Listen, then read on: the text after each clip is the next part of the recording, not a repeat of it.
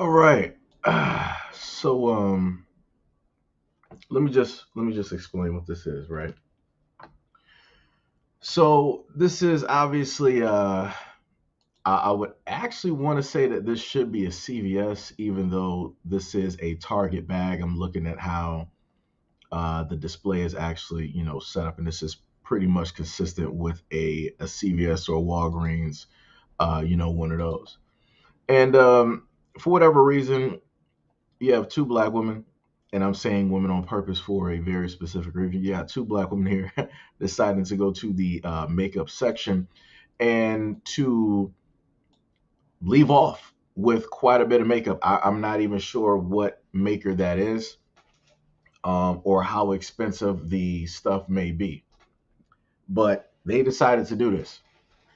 And the most interesting thing about it is that you had one guy, the main guy that was there, I'm sorry, the main woman that was there, right, with the do rag on, basically stating, I don't know why it is that, y'all filming, yada, yada, yada. Firstly, I'm not even sure why you're talking.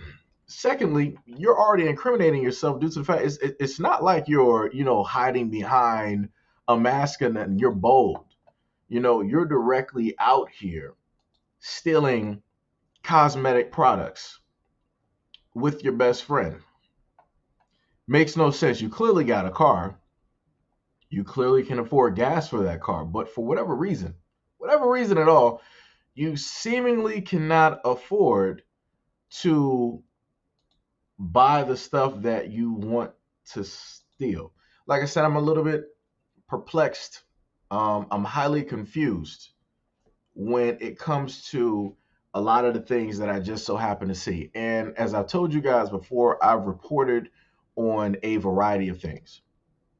Now, to some people's unliking, they've been like, hey, man, hey, brother, we really shouldn't be, talking about this type of stuff, and really shouldn't be critiquing our own people, in front of the enemy on their platforms and da da da da. It's like, it don't even matter. It don't even matter. And, too many times I go online.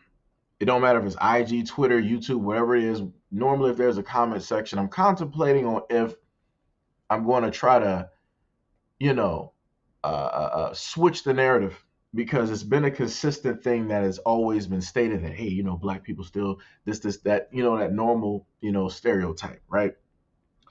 And it's now getting to the point where it's like my hands are almost in a sense tied, right?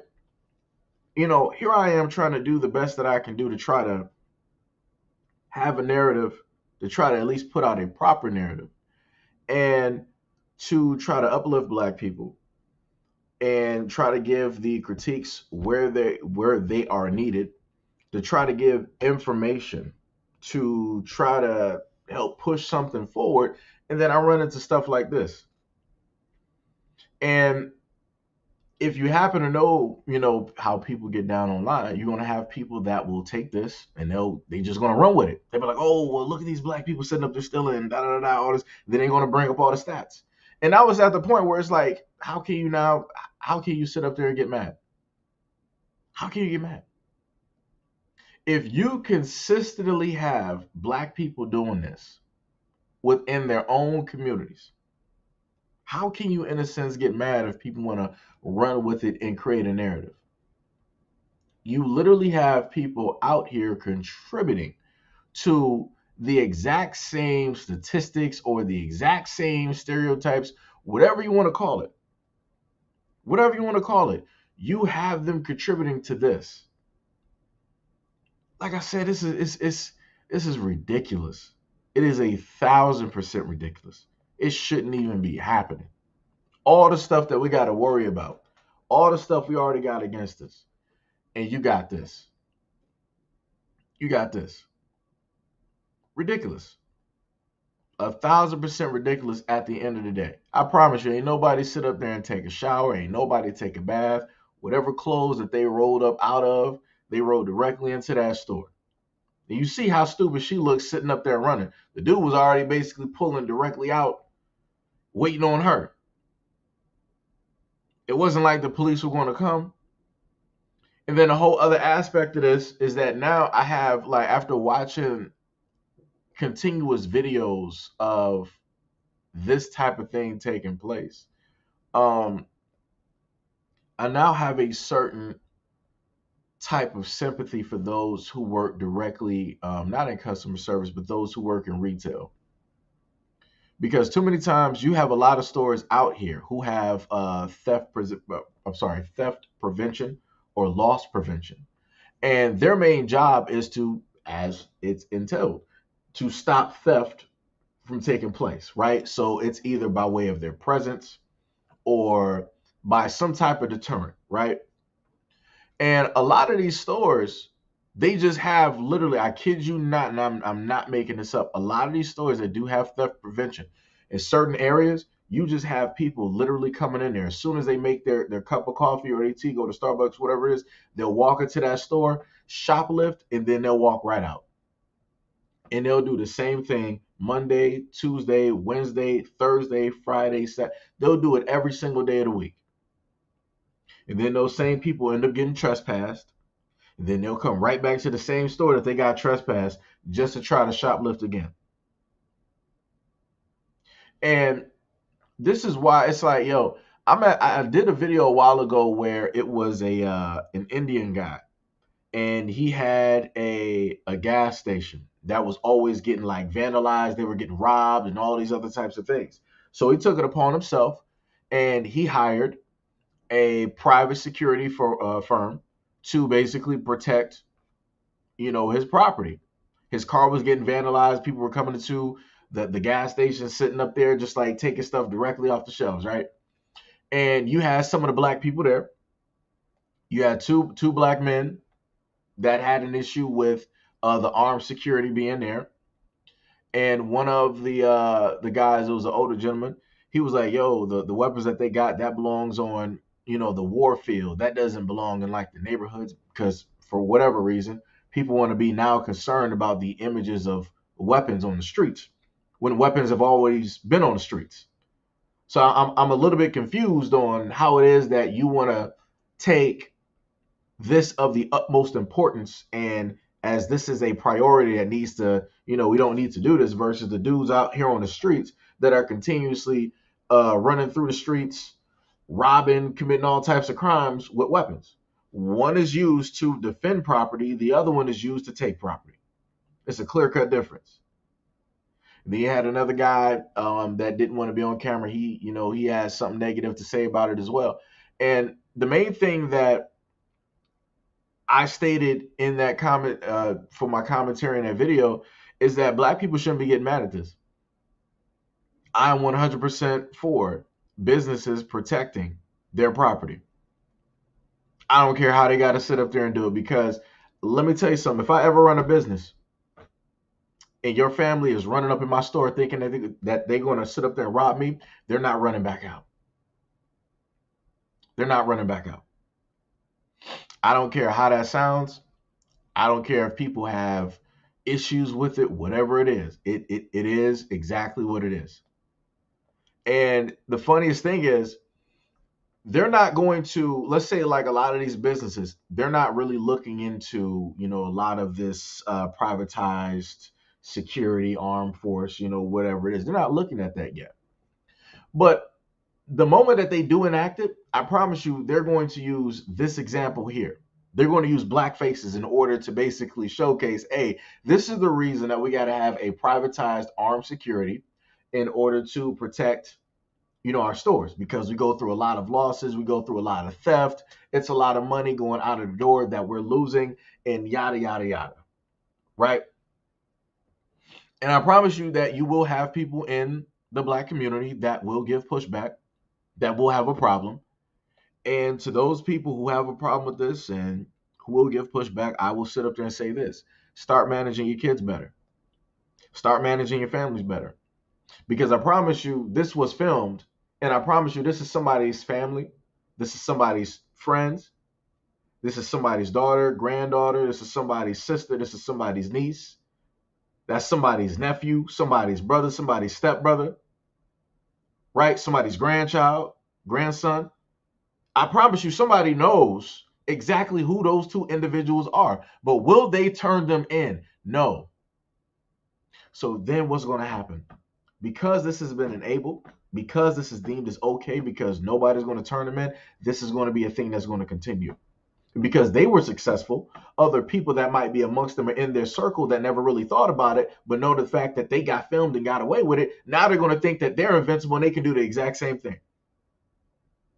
So now you're going to have a trio. Now you're going to have a group. Now you're going to have a ring of individuals just like this going through stores across the county, the state, and the city doing this exact same thing. And then you're going to start to spawn copycats. And then what's going to happen? More and more crime is going to sit up there and prevail. And what are they going to do? They're going to use videos like this that showcase black people doing this as the reason as to why it is that they need privatized security and armed guards directly protecting their business. Like I said, at the end of the day, black people, I'm only one man that can do oh so much. These be your kids out here, your family, your relatives, your friends, your best friends, whatever you want to sit up there and call them. This is exactly who these individuals are. Some of y'all might even have shoplifters. Y'all got those kleptomaniacs, those shoplifters directly in your family. How many times have you sat up there and turned them in and you know that they're sitting up there stealing from the community? Have you turned them in? Nope. How many people that you know that be sitting up there stealing? You turn them in? Nope. But then you want to sit up there and complain about this is happening in the community. Why does the community look like this? Why are businesses sitting up there closing up? It's because a lot of y'all enable these actions that you see directly in front of you. You allow your kindred, you allow your family, you allow your friends to do this, getting away unscathed. And you wonder why the community is breaking down around you. Oh, wow, this grocery store just sat up there and closed up because of theft. Oh, this Kmart just closed up, or this other, clothing, this Old Navy just closed up because of theft, because they said they're losing hundreds of millions of dollars. Wow, that's a shame. Now we don't have none of these businesses in our community no more. Which then means that it's going to force you to now go elsewhere to try to go get your stuff. And you know what happens when you got to go elsewhere? Those exact same individuals who helped to close down all of those businesses, now they're traveling to the exact same places where you're traveling to. It's almost, in a sense, it's almost inescapable, in a sense, right? It's almost like a never-ending cycle. Like I said, this is 1,000% ridiculous. This is like the amount of anger that I had when I first saw this video. I was about to jump on here. If I didn't probably just like take a break, I would have jumped on here. I probably would have been hollering. I would have had a cursing storm throughout the whole live stream, would have been just raging because of stuff like this. And then what's going to happen if these individuals are raising kids or end up having kids? They're going to pick up the exact same habits of the parents. And then yet again, you're going to have people in the black community talking about, oh no, you can't, black people aren't a monolith, and just because these few people, that's not right to. I don't got time to be hearing that, because at the end of the day, hey Pink, what is up? Oh yeah, I saw you last stream. Want to say congratulations on getting your license to carry. I'm proud of you. Congratulations. I see you out here. I see you out here. That was pretty interesting right there. I sat up there. I literally, I kid you not, there was like 17 people in here. I stopped for a brief second to give you congratulations. 7 people disappeared. I'm not sure if that's like some YouTube, if that's YouTube trying to monitor the live stream or not. I don't know what's specifically happening with that, but yeah, shout out to you. Much love and appreciation, and also good afternoon, since we are in the the afternoon time at this moment. Good afternoon to you. Hopefully your day is going pretty well. I know. No. That's cool. I always laugh at that because normally, um, YouTube doesn't really give notifications to y'all. That's the only reason. That's a slightly another reason why I'm doing the live stream to further just like prove the case on the point that YouTube is doing a lot of selective things. But I also wanted to like do it because I was mad at this video and I wanted to highlight this because like I said, it's ridiculous. At the end of the day, it's 1,000% ridiculous. I done put up videos on IG about stuff like similar to this, and all I got was excuses from black people sitting up there saying like, "Oh, I get tired of our people always trying to make it seem like we hold the corner on this type of stuff and yada yada yada." I don't care about holding the corner. I don't care about none of this. I'm looking at how it looks. It don't look good. So it don't matter if I'm talking about black people fighting at a fast food restaurant that they working at because they don't got a toilet to use the bathroom in. But it's the case. What is it? Sivan. Hopefully I said that correctly. Yo, what is up? What is up? Good afternoon. Good afternoon. But yeah, I set up that. I put up videos similar to this where black people, of course, can't get along. They want to, do this, that, and the third. And it's always pushback. It's always like excuses. People are more offended that the video is up there and what the title is versus trying to give a solution and find a solution to fix the problem so that we don't have this no more. Like I said, it's crazy when people are more mad about the title of a video versus the actions that are specifically taking place. We got a lot of black people out here that's backwards. It's quite backwards. Like the culture out here is something vastly different. Vastly different. You know. But yes. Like I said, I don't know what black people gonna do. At the end of the day, I really don't. Like stuff like this, it makes it very difficult to go out here and like put a full fledged defense out there. When you end up seeing videos like this, and like I said, I didn't even search for this. This was just on Twitter. I just ran. It was just on my timeline, and I'm like, wow, that's what time it is. Brand new year, and this is what we're doing. This. It's ridiculous. Like I said, there's a lot of people out here that don't need to reproduce. The two that you see here don't need to be reproducing at all, ever, never.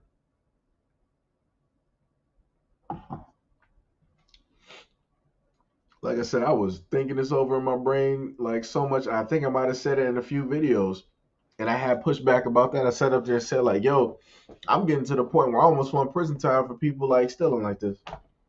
And then people were like, "Oh man, no, you shouldn't do that because it's like what they're going to do is they're going to disproportionately use this on black people." Well, guess what? Let me give an easy solution. They can't use it if you don't have black people contributing to stealing. How about that one? That's an easy solution right there. Because guess what? Black people, in a sense, for a lot of things now, because not the early 2000s, you could technically go online and actually have your groceries delivered to you. I sat up there and did videos where is it Walmart, Kmart? I forgot what it was. I think it might be Walmart. A Walmart in Florida to about 10,000 customers, they can pretty much deliver products. They can deliver your groceries in about like 30 to 45 minutes by a drone. You don't even have to step foot.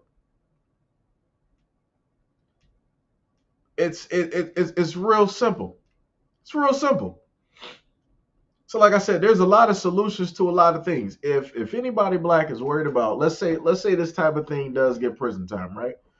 Black people shouldn't be worried because half the stuff that black people buy, we don't even need.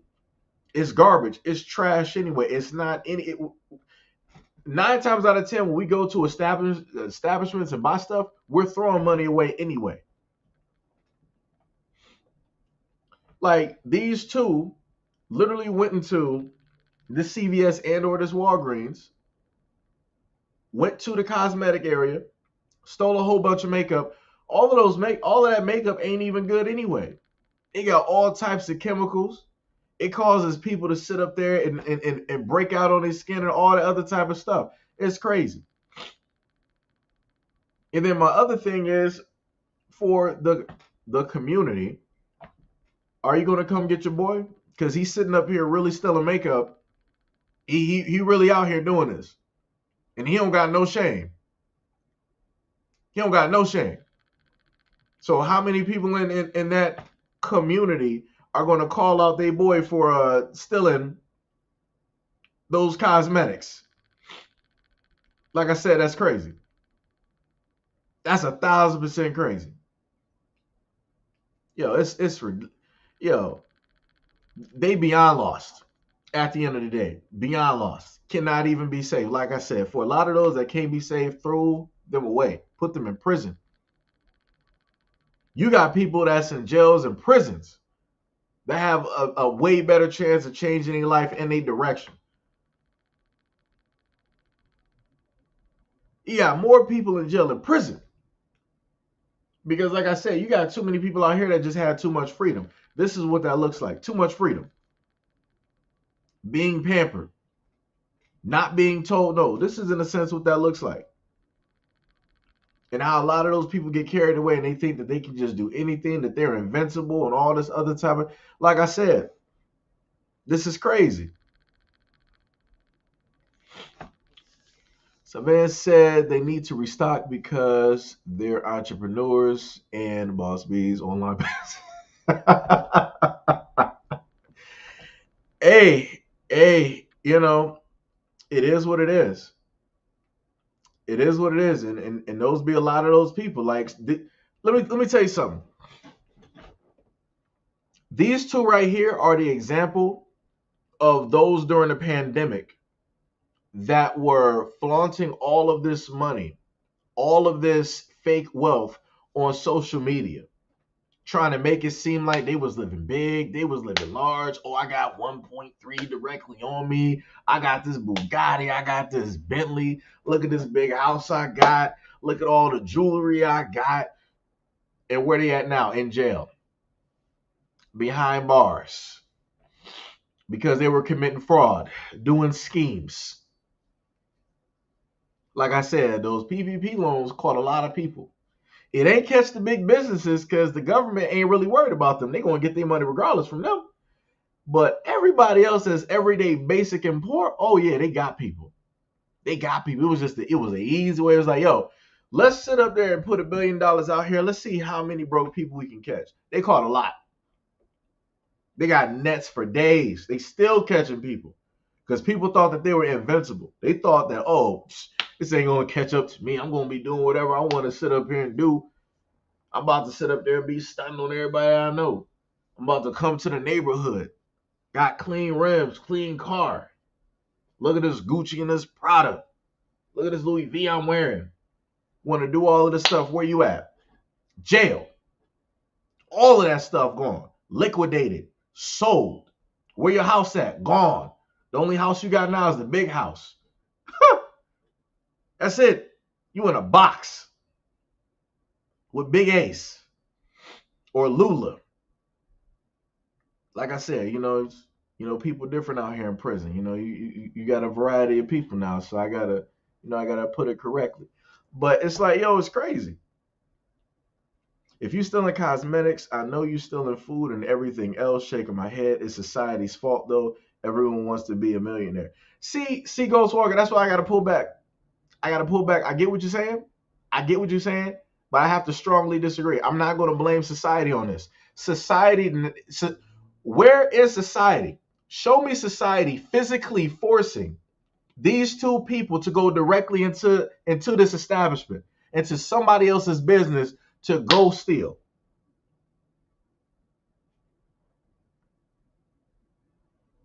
I don't see them. They're doing it. Society isn't driving that car. Society ain't being that getaway driver. Society ain't that Target bag inside of that Walgreens. Society ain't put no gas into their car so that they can drive off. That's all them. You know, that's all them. I get what you're saying, but like I said, I do my best, and I've been trying to do my best for years to try to speak as positively in a lot of extents, about black people. And then once you start getting inundated and hit with consistency like this, it's like I just got to take a break now. I gotta start taking a permanent break. Because like I said, and I told people before, social media is a blessing and a curse. It'll give a wealth of information, but then it'll also put out the things that you just don't necessarily want to see. Or maybe the stuff that you didn't know that was happening. And this is some of the stuff that I'm seeing. Now, of course, some people will sit up there and say, but it's not just black people doing it. Everybody's doing it. Don't just sit up there and single out. Now, it'll only be black people that'll say that. Because I can promise you, you're not going to have anybody that is Caucasian, rolling up here trying to tell me, yo, Seji, you shouldn't just really talk about black people like that because we still too. We've stole, continents, we've stole heritage, we've stole, languages, religion, inventions, money, silver. We pretty much stole the planet itself. But, the whole main thing is, it's not just black people. We all steal. Notice how they're not going to roll up to say that. They'll leave this one directly for black people, though.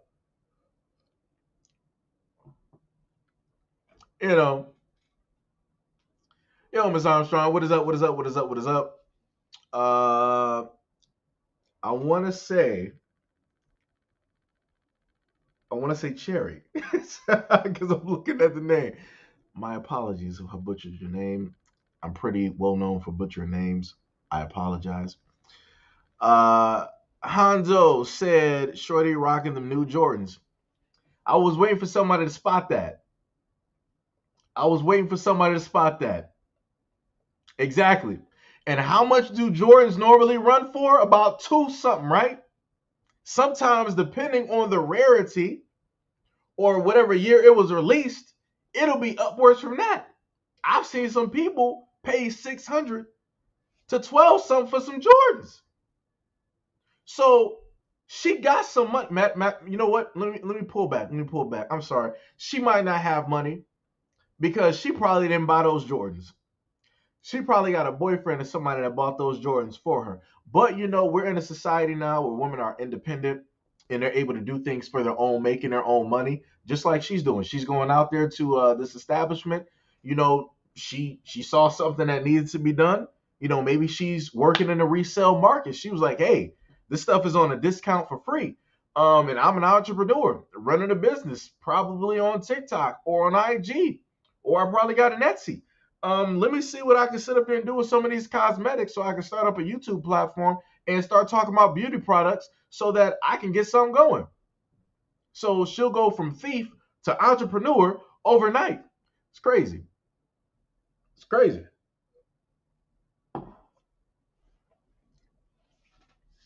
Yo, King, what is up? What is up? What is up? What is up? What's happening? Ghost said if politicians and leaders are crooks and stealing, then it's really on the most high laws and morals. I'm sorry, I was going to say morals. Morals not decades ago when some, not all of, not some, or when some, not all of the people at the top goes to jail, not anymore. Yeah, that's true. That's true. That is true. I was reading a little bit too fast there. Yo, Mr. Durant, what is up? What is up? What is up? What is happening? Much love and appreciation. But yeah, it used to be at a point in time where politicians would get caught. But it's like, what's the use of catching politicians? You're not going to get any money for them.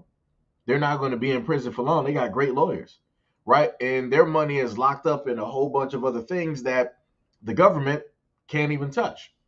And that's the way that the system is actually built. But a lot of black people don't know nor understand that or understand the process. So this is why when black people get caught doing the same thing that other people are doing, you lose everything while everybody else still has something. And the only thing that they're going to get is a record. Only thing that they're going to get is a record. Like I said, they're bold. If they're this bold in doing this, just imagine what else they would sit up there and do. Just imagine if you have a beauty supply that's black owned. They will go directly into that beauty supply and do the exact same thing you see them doing here. And you know what that would cause? That would then signal to a lot of black owners that, hey, I'm about to close up shop. Things are looking a little bit bad here. I don't want my place to be next, so I'm just going to cut the losses while I can, and I'm just going to open up somewhere else far away from this. And that's what happens. This is another reason why you don't have black businesses in the black community, because you have black people that will do stuff like this. And like I said, I love my people. I really do. But if you are black and you own a business, you better have some armed security, or you better look up an armed security force. That is the best way to deter theft. 100%. It ain't no talking nice to people. It ain't no pleading with people. It ain't no none of that. Hire armed security. That's going to be on the outside, and that's also going to be on the inside. Because I promise you, people not going to be trying to they're going to roll up there with some common sense. You might have people sitting up there, oh, I just woke up. Let me go look like I'm actually about some business. Let me look like I'm actually dressed to go to work. People are going to start coming correct. And then the other positive to that is, let's say if women, like let's say if your establishment, whatever it is, it might be open late, let's say like 11 p.m. or 12. This would, in a sense, give security to women who might just so happen to patronize, stores that night. They'll be like, okay, well, let me go to this store because they have armed security. The security can walk me to my car. They're actually watching. So if anybody tries anything in this parking lot around this business, it's lights out for them. So, it's some stuff there. Hey, brother Exile, yo, what is up? Yo, what is up? What is up? What is up? What's happening, man? What is going on? Brother said he on his lunch break. All right. See you out here. See you out here. Yo, we got Bow out here. Let me see. Wait, we got Cold One. I'm just gonna pronounce it like that because I swear I probably did butcher it. I'm just gonna be real with you. My apologies. I'm probably gonna be saying this for a while in this live stream because I'll be butchering. But you looking like a mob boss in that photo, man. Looking mobbed out. Pulling out some classic 1940s, Chicago mafioso, type vibes in that photo, man. Brother Exile said, this is petty theft compared to what the government steals. Still negative, but they're lightweight. No. You're right. You're right. It is lightweight, but the thing I was saying earlier, all of this adds up. So it's light right now, but it's going to be heavier later, right? So just think if they have friends that are amongst them. They go back and tell their friends, oh, we set up and hit up this Walgreens for X, Y, and Z, and this is what we got. And they be like, did y'all get caught? Did the police come? No, we ain't getting no call. You can just go up there right now. We'll even drive you up there, and you can do the exact same thing we did. They ain't gonna do nothing. So now they got a group. Instead of them just being two, now they got a group of 5, 7, 10, running through the store, snatching up all of this stuff, running back out. And so now once they all do it, they start telling everybody else. So now you got the whole block coming in there. So now that establishment has to get shut down now because now you got rampant theft and stealing. That's coming in there. Now you got thousands of dollars or hundreds of thousands of dollars worth of losses that's coming in there. And when that happens at that business, other businesses are going to start taking notice and like, oh, yo, it's a little bit too close to my business. Like I said, it's a what was that? Was that a Dollar General across the street?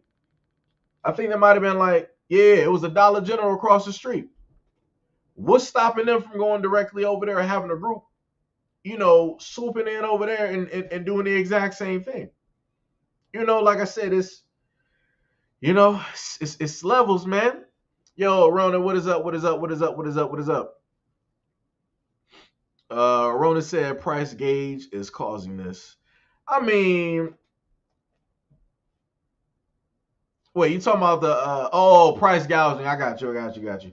Uh, but this is makeup though. Like the makeup that they stealing, like that stuff is poisonous. It's not even good. Like that's the whole other thing. And this is why, like a while ago, I used to get mad. I'm like, why am I coming into the store and I'm looking at bath products? Like they used to have like shampoos locked up, and I didn't understand. I'm like, yo, are people really stealing shampoo products? I'm like, I don't understand. Like, why are people stealing shampoo? Now I understand why they got a lot of locks on these items. Like I said, it ain't gonna be too long from now. Let this stuff keep up. The whole makeup section is going to be behind glass, and people gonna be looking strange. Like, yo, why is the makeup locked up? Because people keep stealing. Your family keeps stealing. Your relatives keep stealing. Your friends keep stealing. Your coworkers keep stealing. Like I said, all of this, it adds up. It adds up. Like I said, I told people earlier on during this live stream, if I was to ever have a business, first thing you will see coming into my establishment, armed security on the outside and the inside. I don't care if we just selling baby clothes. That's how it's rolling. Because I promise you, let somebody, family and friends, go and try to go into my establishment stealing anything. I don't even care if it's a price tag that I spent money on. They are not walking out. They ain't walking out. I ain't doing it. And the main solution I told people that might have a problem with what I'm saying, tell your people to stop stealing. Tell your people to stop stealing. Nobody has to worry about losing their life over trivial things if you tell people to stop stealing. Somebody in their family, these two, the male and female, the girlfriends right here, somebody ain't teach them right from wrong. This is what no home training looks like. This is what criminal mischief, criminality looks like in the black community. It's no other way I can sit up there and say it. And that's sad. It's sad. Wait, Computer Geek said, but ain't these the strong, independent? You know,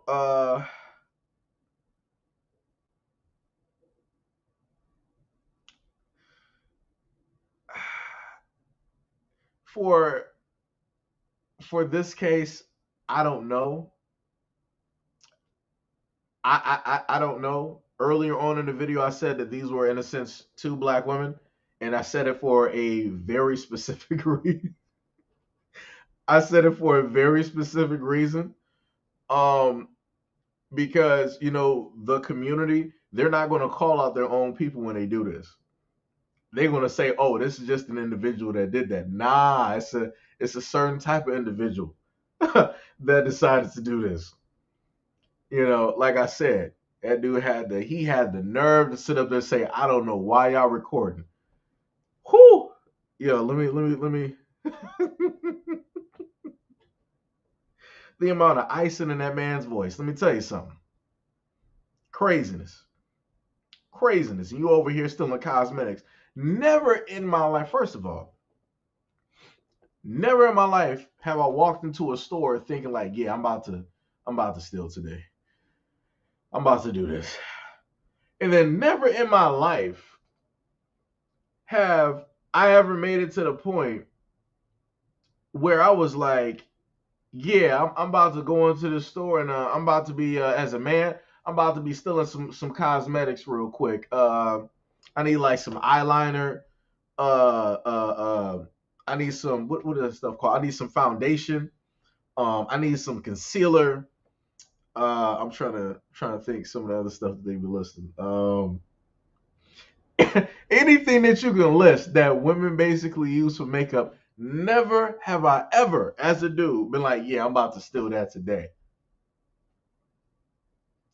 What? Craziness. 1000% craziness. Oh, not to mention, there was a video I actually ran by. For all of you guys, we got 36 people in here. I'm pretty sure that a lot of you guys go to like a Walmart or Target or whatever it is, and you might use self checkout because it's easier. Let me let you know something. Matter of fact, let me just put that image up there because I don't want people to be too caught off guard. Let me just get the focus off of these two clowns real quick. Uh, because what they started doing, see if I can get this for you real quick. They started going after people who are using that handy dandy self checkout. So this is just a picture of Walmart, right? They said Walmart rolled out self checkout to streamline operations and reduce labor, but employees and customers state that it is causing a surge in thefts, right? So then there was an article. Let me see if I can find it.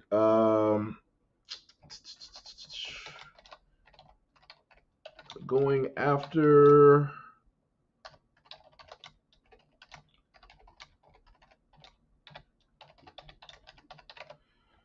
See if I can hopefully find it.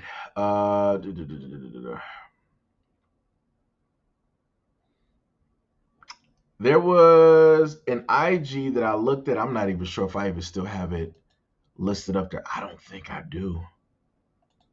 Oh, I do. Okay. So what this one guy was talking about is that there have been thousands of arrest warrants issued over self checkout, and he was talking about I think Walmart. So what's been taking place is that people have used like the self checkouts, and some people might miss an item here, might miss an item there, all these type of things, right? Because sometimes stuff, it happens. Maybe something like really small, or if you got multiples of something like 19 or something, you might have missed one by mistake, right? So what they do is they don't tell you that you missed the item. They record it, and then they keep recording. So if you come back there and the same thing happens, they build up a case file. So after that file is pretty much built up, they start sending out the warrants. They start sending out the police directly on you because you use the self-checkout and you've done this like numerous times. So if you use the self-checkout, you better be careful. You better make sure you count everything. You better treat it like Christmas, treat it like Santa Claus. Don't count it don't count it once. Count everything twice. Make sure, so that they don't decide to send a warrant out on you for your arrest, and now you're sitting up there looking at court in potential jail. Because the theft out here, this is why I'm talking about this, because the theft out here is ridiculous. Yo, what's going on with this car? What's happening, son? What you doing? I don't know what's happening. All right, my bad. But yeah, it's ridiculous. It's 1000% ridiculous. Like at no point in time should a warrant have to be sent out for people that's doing self-checkout. Like I said, you have too many people that think that they can just get over on the system. And this is what happens. This isn't the early 2000s. This isn't even like, in a sense, like mid, like the little small mid 2000 like era. I'm saying it a little bit different. I'm talking about, well, like the teens, right? Like 12, 13, 14, 15. We ain't there no more. We're in a whole nother era. And I keep telling people with technology, it's going to keep getting better and better and better and better and better. They got cameras all over the place. They don't even notice when they first delivered the self-checkouts, they used to actually have the workers come through there and actually watch.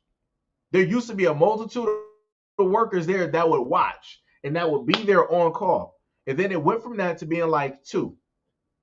And then it went to being none. Because now they got cameras over the actual self-checkout. They got cameras on the outside of the self-checkout. They're watching everything.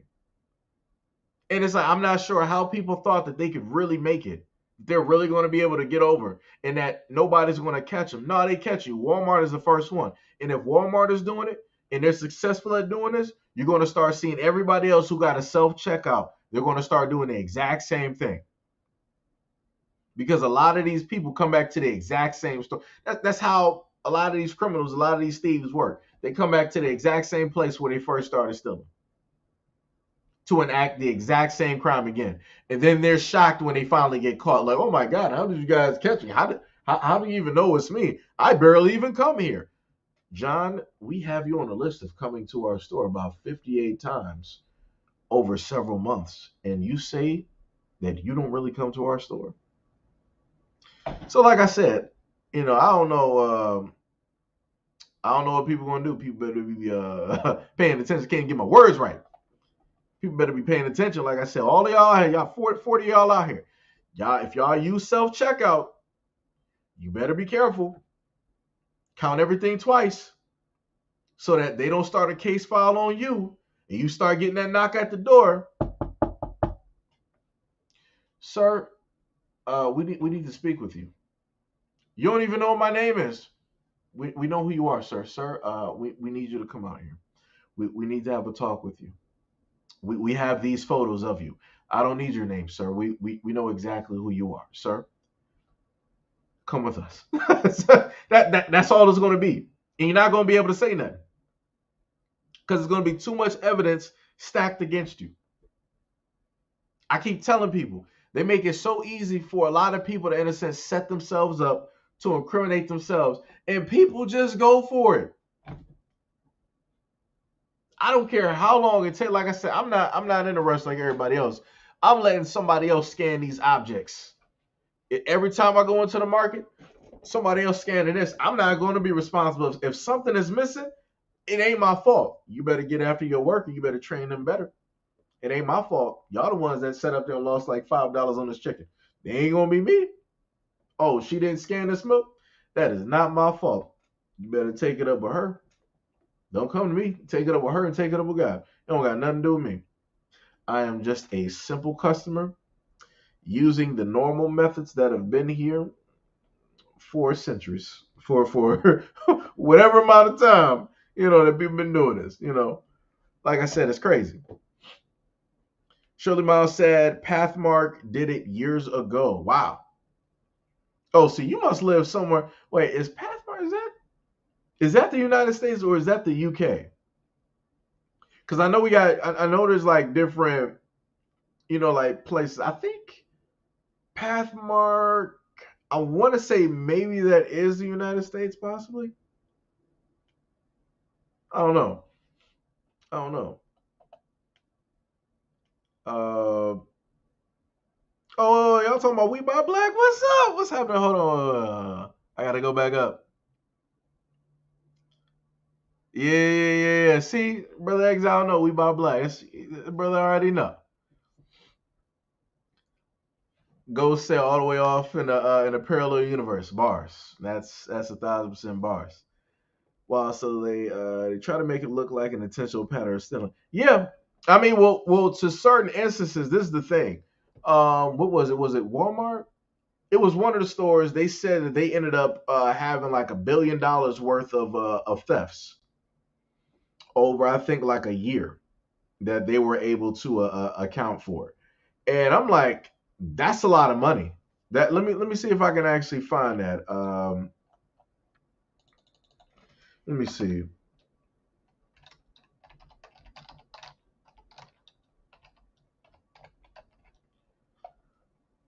Uh, Let me see. In theft. Yeah, so as of last year, it was a story written by the New York Post that says shoplifting has become a 90. Let me matter of fact, let me just I might have to blur out that picture though. Well, matter of fact, I just put it like this because I don't feel like dealing with YouTube's nonsense when it comes to this. Let me see.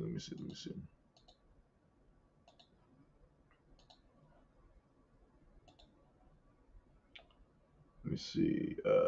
Give me a second. Cause this is a ridiculous hobby, man. Yo, let me tell you, I wouldn't even know what to tell you if my business was even a part of that. I wouldn't even know what to tell you. Look at that. That's just ridiculous. That's ridiculous. That shouldn't even be a number. That shouldn't even be a thing. And that was December of 23rd of 2022 when this came out. That they said that shoplifting has reportedly became a $94.5 billion problem. That's billion with a B for U.S. retailers. That's a problem. That lets you know that you just have people out here, they're just stealing. It don't matter if it's like you got people from the workers to the customers stealing. That's ridiculous. 94.5 billion. I, I don't even know what that type of money even looks like, firstly. I wouldn't even know how to even count that for you. Like, yo, that's ridiculous. It's ridiculous. Yo, what is up, Kane? What's up? What's up? What's up? Kane said young men have been popped in the back for stealing. Yeah, they have, but obviously not no more. This is a whole different type of young man here. So dealing with something a little bit different. I want to know, how did YouTube magically make this yellow? That's what I want to know. I want to know how did this become yellow? And I know I didn't let me see. I didn't curse. I didn't say anything wrong. So why would this live stream be demonetized? Why- I swear to goodness, I don't know what it is. I don't know how this specifically works, but it is vastly annoying, especially when you are doing your best not to sit up there and just go off the rails, just like cussing up a storm. If I would have known, they would have just sat up there and like made this live stream, like to monetize it, basically. Um, I would have just sat up there and came in, guns a blazing. I just would have been going off the rails, been hollering and screaming and cussing.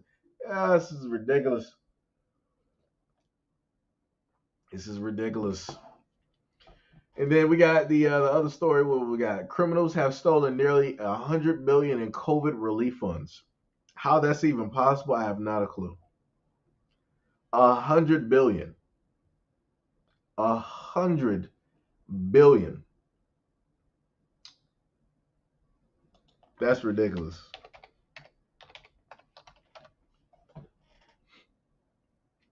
Let me see. Where is it? Where is it? Where is it? And that was just in, and that was back in 2013 when they said that one. Let me see.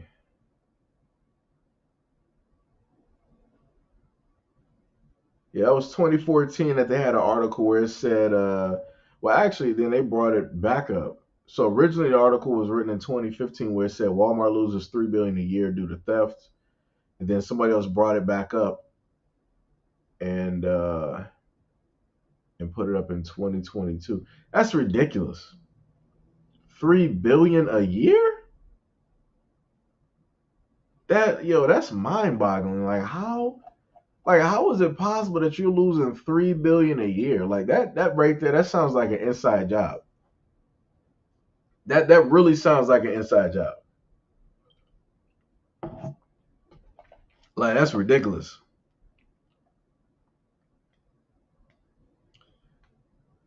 Death said, "Who cares about Target or Walmart? You'll be quite surprised. You'll be quite surprised." Yeah, a lot of people out here. Ghost said robots are only gonna tell you once and then they're gonna put you down for good. No, that's facts. I'm waiting for that moment. Because then people are gonna be like, yo, this is crazy. This is getting out of hand. It didn't have to be this way. If I had an option, if I had a business and I had an option to sit up there and hire robots or to hire people, I'll hire robots because you're not going to be able to fight back a robot.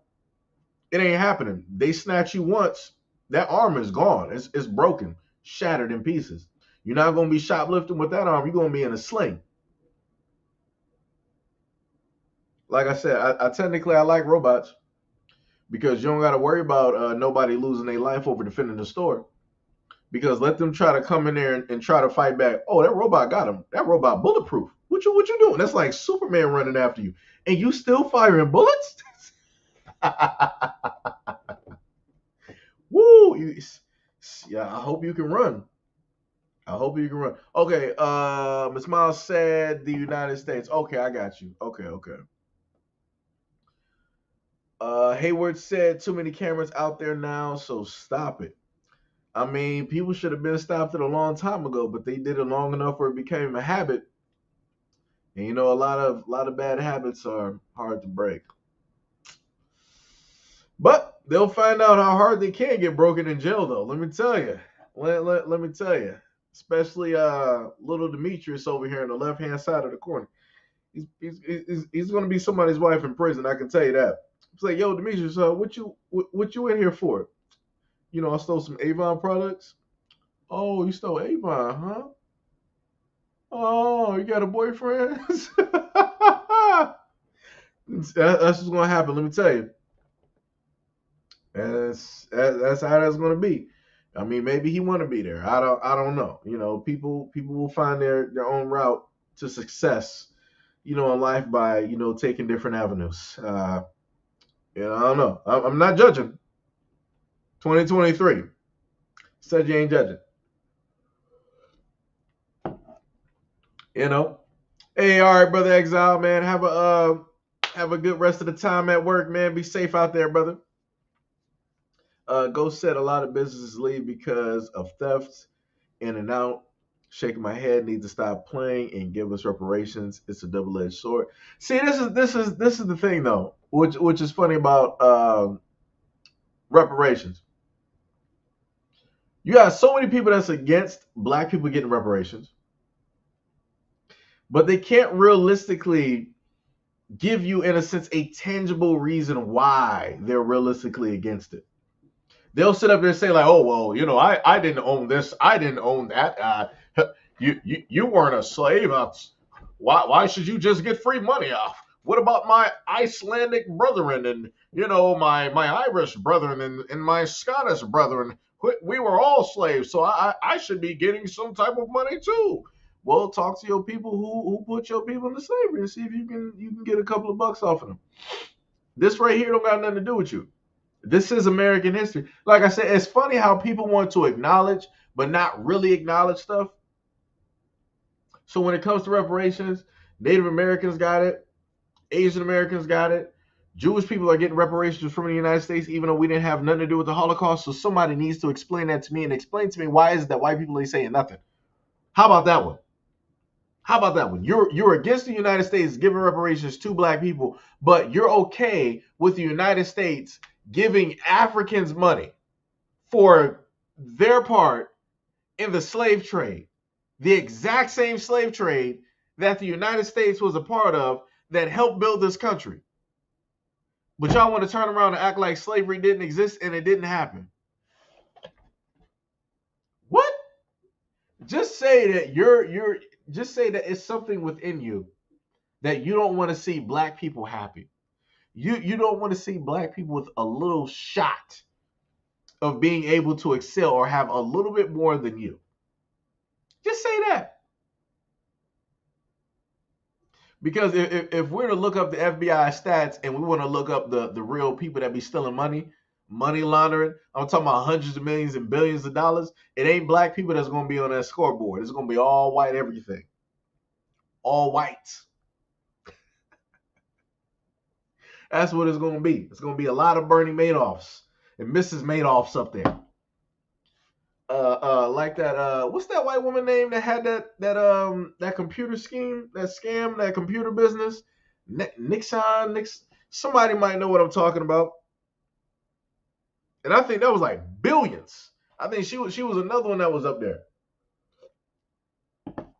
A lot of y'all doing fraudulent activity, but y'all worried about black people having money. This is the question that I pose. If anybody that's white and that's listening to my voice, right? I want you to ask yourself this question. If you or other people that you know got a problem with reparations because y'all think that black people can't manage money, explain to me how is the United States in like trillions of dollars worth of debt. Matter of fact, let me put it to you one better. Explain to me how is it possible that before the pandemic, the United States, white people, basically stated that, oh, even if we were to give reparations or even think about the idea, how forever will we give this reparations? We don't have those trillions of dollars. As soon as the pandemic hit, magically y'all found $4 trillion overnight. In 1 week, y'all magically found $4 trillion. Where'd that come from? Where? Y'all said we was broke. Y'all said y'all ain't had the money to give. But the pandemic rolled up and y'all came up with like 4 to 6 trillion. All right. That's cool.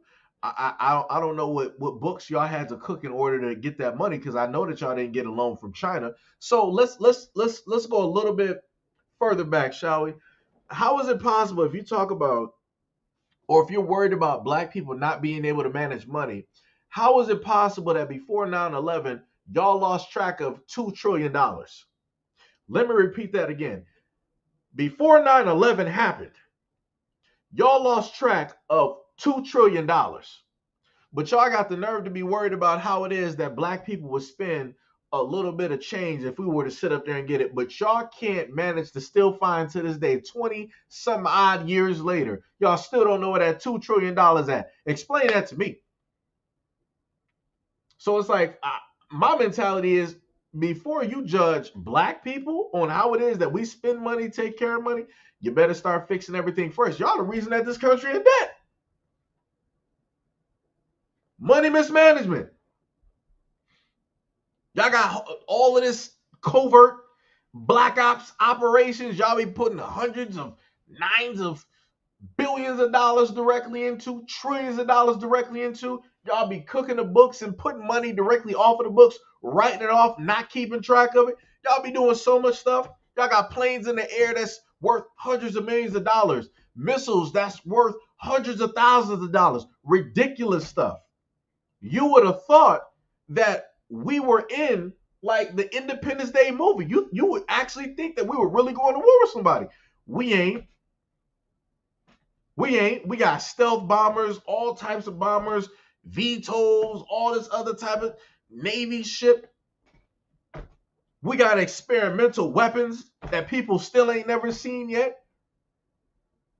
And y'all worried about how it is that black people going to be managing some reparations? Let me tell you what's going to happen with those reparations. About 70% of the black people who get that money are going to lose that money because they're going to spend it. And that money is going to go right back into the economy, which is going to help out the economy. This is the one thing that is so stupid. It is so massively baffling. It's so backwards that so many white people are so afraid of black people potentially doing something with money that they are willing to hinder themselves, and not only themselves, but they're willing to hinder the United States as a whole, the whole economy, just due to the fact that they don't want to hand over some money. Craziness. But y'all want to give money over to all these other countries that don't got nothing to do with the United States. And then on top of that, matter of fact, let's talk about money mismanagement. What happened to the stimulus? Where did that? Oh, I forgot. Y'all started giving money to everybody else, right? It's funny how you got people from a whole nother country that's coming over here and they're just automatically getting money. Two sets of peoples from different countries have come directly over to the United States and automatically started receiving money. They ain't never worked here a day in their life. They don't got Social Security. They don't got a birth certificate. They've never done anything to benefit the United States, but automatically they're getting taxpayer money. I'm talking about thousands of dollars. But yet, y'all don't want to give black people money. Whoo! Y'all a piece of work. Y'all a piece of work, let me tell you. You are so willing. You are so willing to hinder progress, to even hinder yourselves, just so that black people don't have a little bit of something. It's crazy. It's the stupidest thing, and it's the dumbest plan, and it is going to fail. Because at the end of the day, you're only going to cause your own downfall. I told people before, if you wanted to really stop, in a sense, the conversation about race and on all of these things, hand black people money. Hand black people money. If you really, if you are somebody that's on my channel right now that just sits in the background and you just want to hear some of the stuff that I have to say, I have this for you. Take this back to your other friends that are highly conservative, potentially racist. They got that one black friend, and tell them in their cohorts that, yo, you should really let reparations go. Because if we give them reparations, then that basically automatically puts the conversation of race directly out of the picture. That puts the conversation of the system directly out of the picture. That puts the conversation of all of these things that we have done that have transpired, that historically we have records over, that sort of kind of washes that all away. But even still with that, y'all still don't even want to do it. So it's like, it's funny how the main people that say that they're tired of people talking about race and being focused on it, they don't really want to do anything to, in a sense, alleviate it, or at least to stop the conversation. That would actually stop the conversation, technically. But, it is what it is. It is what it is.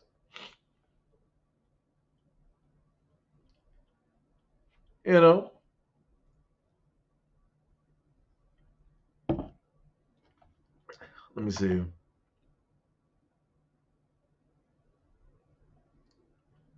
King said, I know who you're talking about. The white woman that defrauded them. Yeah. I just can't think of her name or the company, but I know, I remember. I think, didn't she have like a kid in prison or something? I forgot. I think it was Enron. I think that's what. I think that should have been what it was. It was Enron. Yeah, man, crazy stuff, man. They had the funds for another round of Holocaust survivor reparations, so they got it. Yep. They found pandemic checks in the couch cushions. Yeah.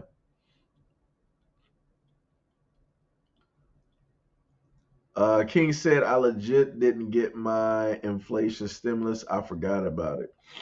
I'm not even sure if you might even be able to talk to a tax preparer to even see what you can do about that. The Dang, that's tough. That's tough.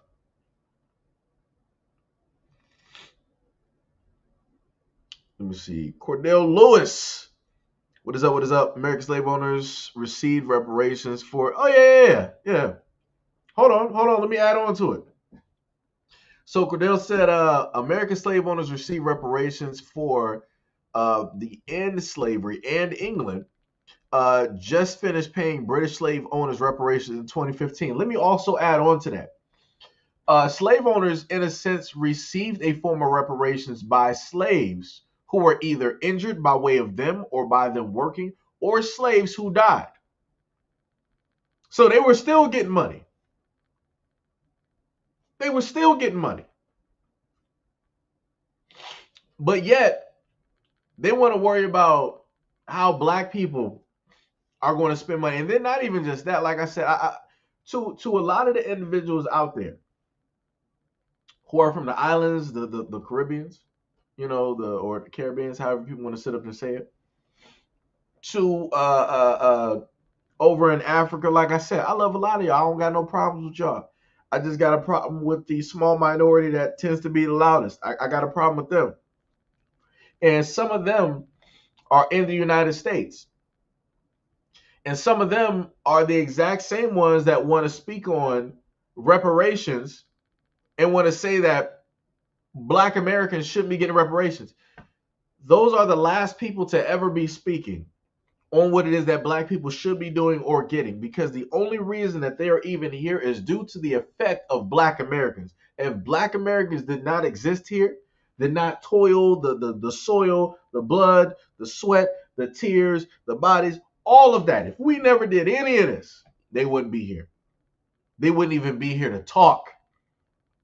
So it's like I keep telling people respectfully, when you come into somebody else's house, take off your shoes, take off your hat, pay attention, introduce yourselves to the people that's there. Let people know that you're here, and find you a seat and calm down and stay quiet.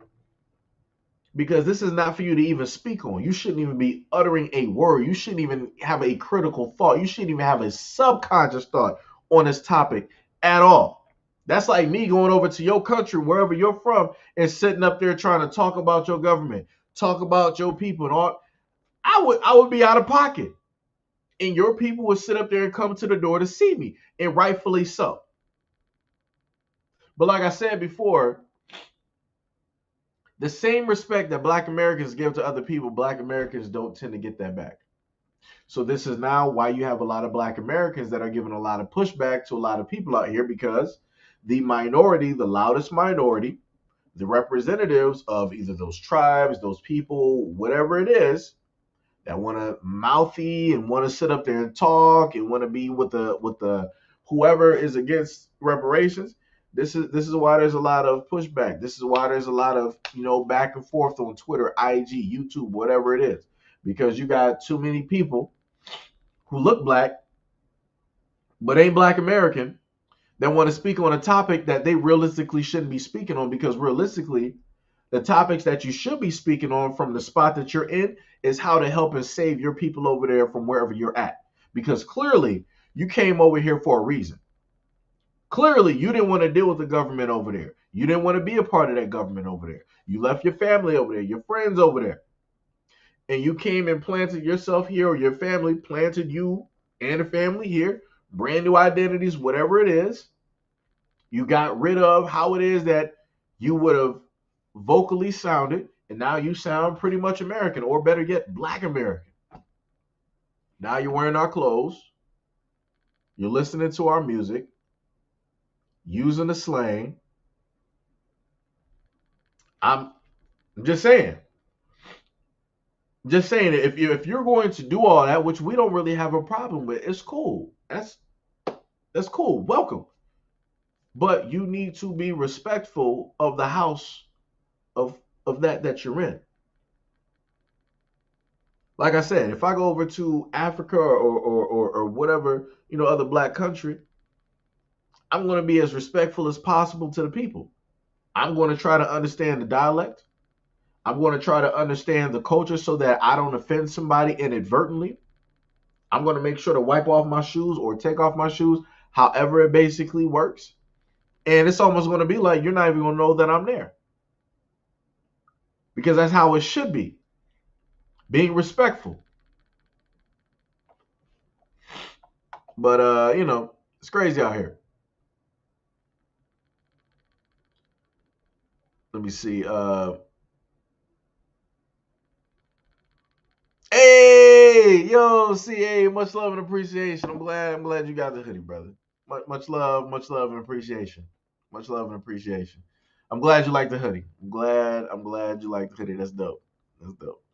Yo, let me tell you, when I sat up there, when I first saw like the image, because I knew what it was that I wanted to do. And it was like I was a major fan of, like the Lion King, and you got Simba, and it was like the one scene that was there. It was like that. I was like, yo, that stuck with me. But let me try to do something. Try to do something with that. And it was like that was it. That was it. So it was like I thought that was a pretty dope one. Thought it was pretty dope. Now I like the colors that was directly to it. So it's like, hey, the depending on which one you got, if you got the black one, then you got the multitude of colors. You can pretty much like match that with whatever. Like you can have like a variety of different things in a sense going on, and it fits with with the hoodie and whatnot. So much love and appreciation, brother. Much love and appreciation. Cordell Lewis said they don't want to talk about race, but name military bases, schools, and streets after Confederate generals. Yeah, that's facts. That's facts. Ghost said it's only standing because of us. If we stop dancing, it's over for real. No, that's true. That's true. Because proof of which, something that you were talking about. Well, to add on to what you're saying, Ghost, if you technically think back to TikTok, black people, I'm just going to say it like it is. Black people are the kings of dance challenges and crazes when it comes to TikTok. The moment in time that we create something and put it up there, everybody is copying it. But when it got to the point where black people were not getting their just due, where people you had a whole bunch of white creators that were like, oh yeah, I got this dance and I'm sitting up there doing hey, and then black people like, really? That's what we're doing? You came up with that. A suburban kid that's rich, living in a mansion. You magically came up with this dance and you naturally don't have rhythm in your body or your soul. But you made this, we got you. So that's when they sat up there and did a strike on TikTok. They was like, you know what, we're gonna take a break. Since y'all seem to be the real creatives out here, y'all got the rhythmic, movements. We gonna let y'all have it. We're gonna let y'all have this platform, and we're gonna see what y'all come up with. They ain't come up with nothing. They ain't come up with nothing. But they're the ones that sit up there and say that black people have no culture. We don't invent, we don't do anything, we don't add anything to America. Well, that is let's let matter of fact, let's try this. Since black people don't add nothing, I would love to see for like 6 months black people not put music out, not put dances out, not put fashion out, not put anything out that has to do with cooking. Just keep all of that to yourselves. Keep all of that in home. Keep it off of social media. Let's see how the internet looks. Let's see what crazes. Let's see what people are going to be talking about. Let's see what the slang and the wording is going to look like. Let's see what happens. Let's see what the fashion is going to be. Let's see.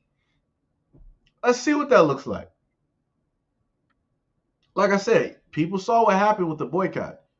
When black people boycotted the buses, oh, it was a problem.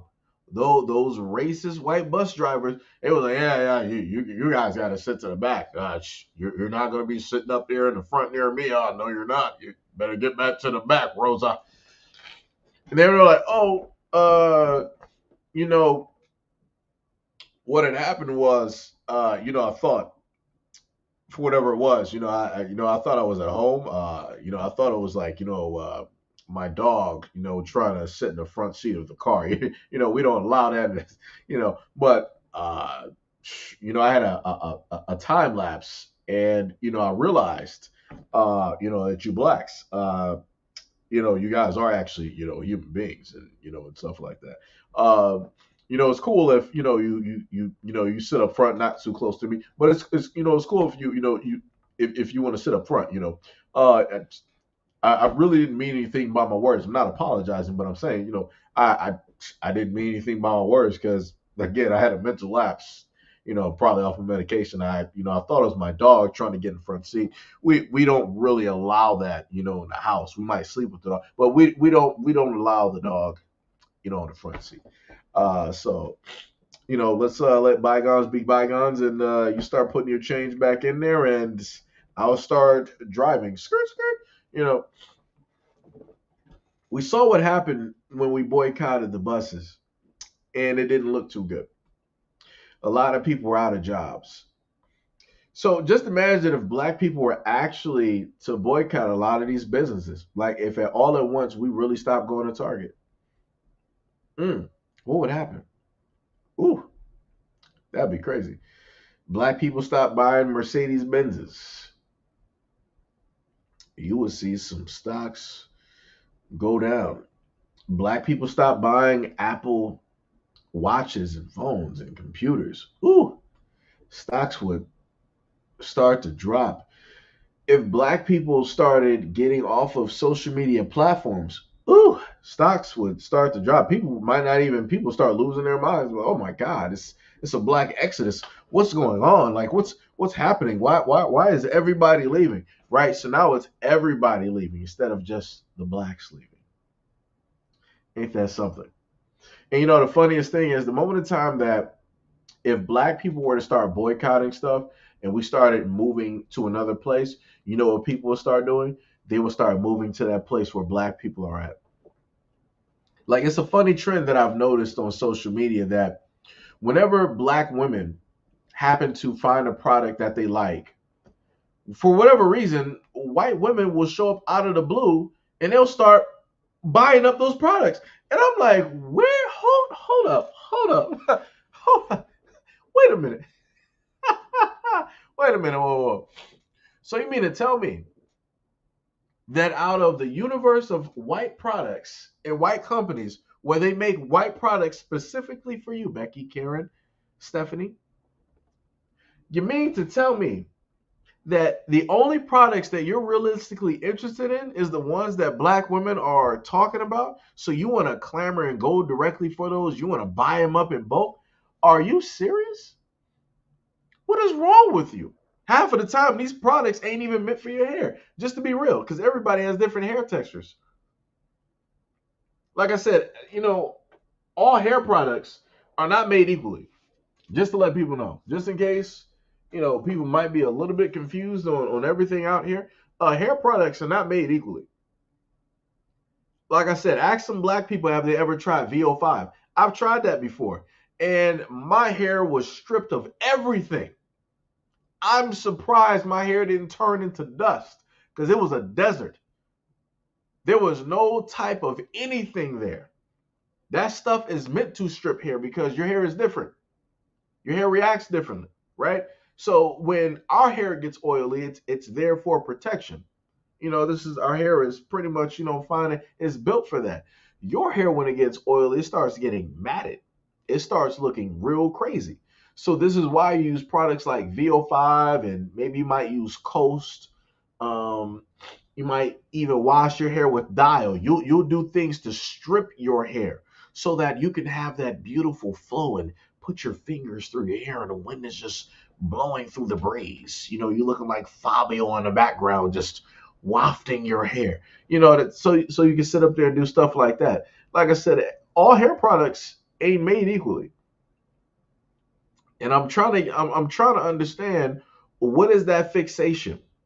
You got the whole universe to literally seek out and go to, but you specifically want to pay attention and go to wherever it is that black women are going? What? That don't even make sense.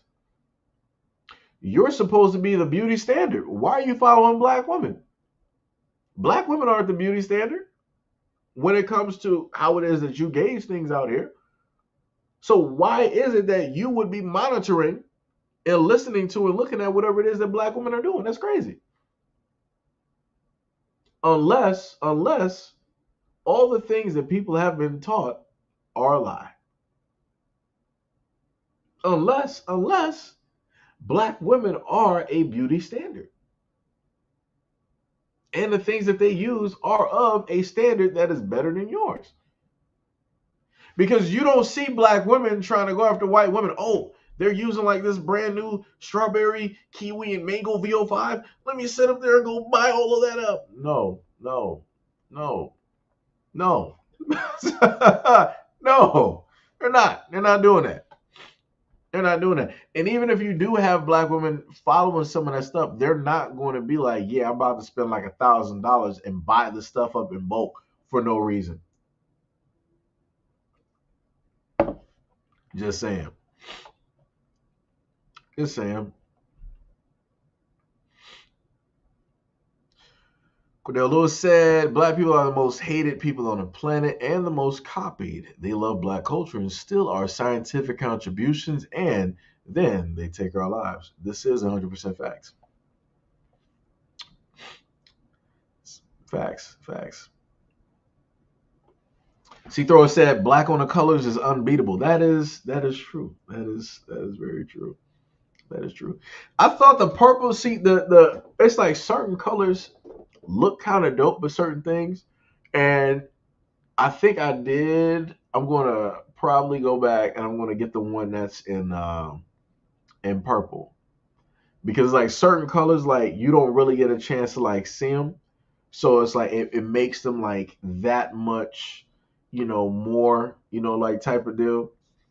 So it's like that's why I had like the the purple up there. Purple's a dope color. Like every single time I used to see like a villain or something like that, like M Bison, he had like some magenta like purple energy. Like Kid Buu basically had it.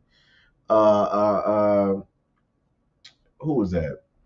Like anybody that was like a cold character that was potentially like evil or that had like a certain type of energy, they always had like the purple type of energy around them and stuff. I'm like, all right, yeah, we gonna work with that. One day, someday, somehow, I'm gonna sit up there and make this. I'm gonna be having that purple moment. I'm gonna feel like I got that energy. So, you know, just saying.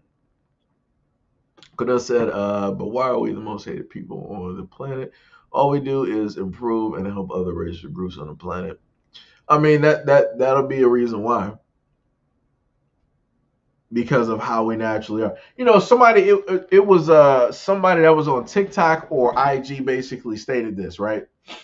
Every time people in a sense happen to talk about uh, buildings or accomplishments that took place in Africa, let's say like the pyramids, they don't want to contribute that to the melanated people that are there. They were like, either they built it, the Europeans, and they just lost the technology, or aliens did it, right? And somebody was like, notice how it's always white people talking about aliens helped all of these, black people build all of these great things, right? And they never want to really talk about the intelligence of the black people that were there. And he was like, well, how could nobody ever looked at it as that the aliens did not like white people? Like, think about it for a minute, right? This is what he was saying. He was like, think about it for a minute. These aliens came from wherever else, came to this planet, looked at everybody, and they were like, you know what? We like these people. Let's impart our intelligence. Let's impart our technology. Let's put them up there, right? Let's put them directly up there. And the main thing that white people like, obviously it was the aliens. Why is it that the aliens did not want to do this for you? Why didn't they want to give you the technology? Why didn't they want to up your civilization? Right? Why didn't they want to uplift you?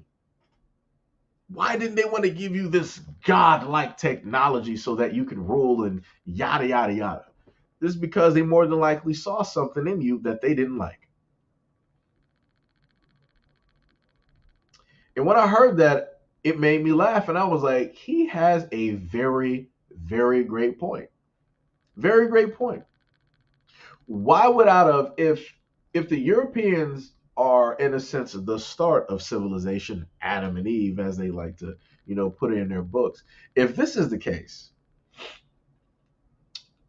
out of all the ethnicities, out of all of the colors that are on this planet, why did they decide not to give all of this stuff to you? They gave stuff to everybody else, right? If people actually do research, they'll find out that there are pyramids all over the world. In some instances, there are pyramids running in lines, both below and above ground. You got pyramids in the Antarctic. You got pyramids in the United States. You got pyramids in South America. Of course, you got pyramids in Africa. And a lot of other places, you have pyramids as well. You also have pyramids deep undersea. So, like I said before, I'm just saying, sounds very plausible to me that somebody just did not take a liking to you. Just saying. Mr. Ren said, did you hear about the Karen in Atlanta driving the school bus? Oh, yeah, I saw that video. Yeah, I saw her. Yep. Yep, I saw her. Yes, indeed. I saw that woman. That was crazy. Like I said, she messed around and found out. That's what happened. One thing you don't do, first of all, the way that she was sitting up there acting was completely egregious. It was quite ridiculous. Trying to force her to get the parents or the parent directly off the bus. And I think that they were trying to get their kid off the bus, whatever it is. And she was sitting up there talking about, I need to see ID or whatever it is. What? First of all, out of all people, you need to be ID'd. You need to be ID'd out of all people, regardless of you driving the bus or not. Because don't nobody know who you is. We don't know what you could be doing with those kids or where you're going to sit up there and take them. We just know that you're working for a company that was hired by the school. That's it.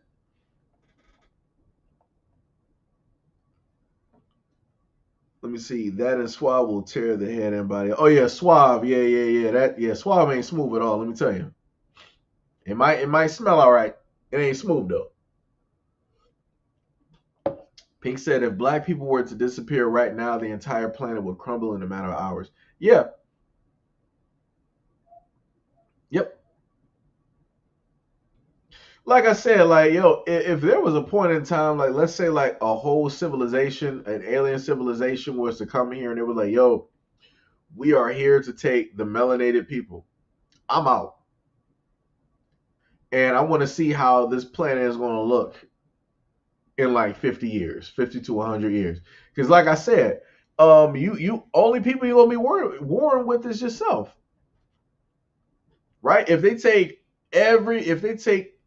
all of the most melanated people, I'm specifically talking about the ones who consider themselves African, the ones who have been there. I'm not talking about the ones who were like placed there or just got there, all that other type of nonsense. I ain't talking about the Egyptians who say that they are completely separate from Africa, which they're not. The most idiotic, ignorant thing I've ever heard of in my life. But like I said, leave them there. Leave them there. Take all of the most melanated people directly off of this planet. Let them have Africa. Let them have Australia. Let them have South America.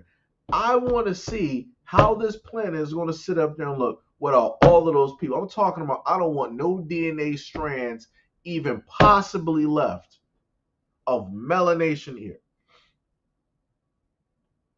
None. I want it out. And I want to see how they're going to be sitting up there looking. I want to see how the technology is going to be looking. I want to see how the dance and how the music and how the style is going to be looking. Like I said, it's going to be real bland.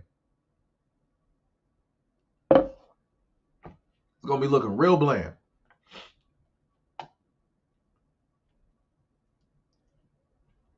Go said, I'm going to get deep for a second. Look at the history.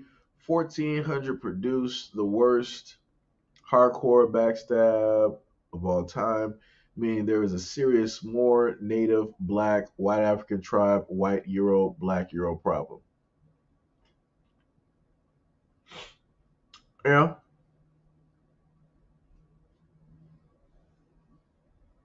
Yeah. Yeah. Yeah. It's tough out here, man. It's real tough. Hey, we got Kevin here. What is up? What is up? What is up? Kevin said we're the most hated because we are God's chosen people. You know, I take it a step further. I put it to the effect of black people are the most hated because the sun loves us. And that's not racist if it's true. Like I said, it's not racist if it's true. The sun loves black people. Black people are sun kissed. That's what it is. We are meant to be in the sun. We are meant to I almost want to realistically say black people are meant to be amongst the stars. Because our skin reacts directly to the sun. And no, and yo, it would be some crazy stuff to even see, like under different types of like light. Like let's say like we took black people and we put them in like Goldilocks situations, right? So in solar systems, you have like a Goldilocks region, right? They consider it like a Goldilocks region because it's green, it's habitable, it's the most plausible area for a planet to be if it's going to be habitable for life. So the planet for Earth, we're in a Goldilocks era out of our solar system because you can see our placement and you can see everybody else, right? And you can see everybody else isn't really habitable, right? So my thought process is I would love to see black people travel interstellar throughout space and we set up shop around different stars. I would love to see how we would actually like turn out, how the melanin, how our bodies would actually transition with the differences in the type of energy that comes from those stars. I would love to see it. I think it would be pretty dope. I think it would be pretty dope. That's just me. That's just my thought process.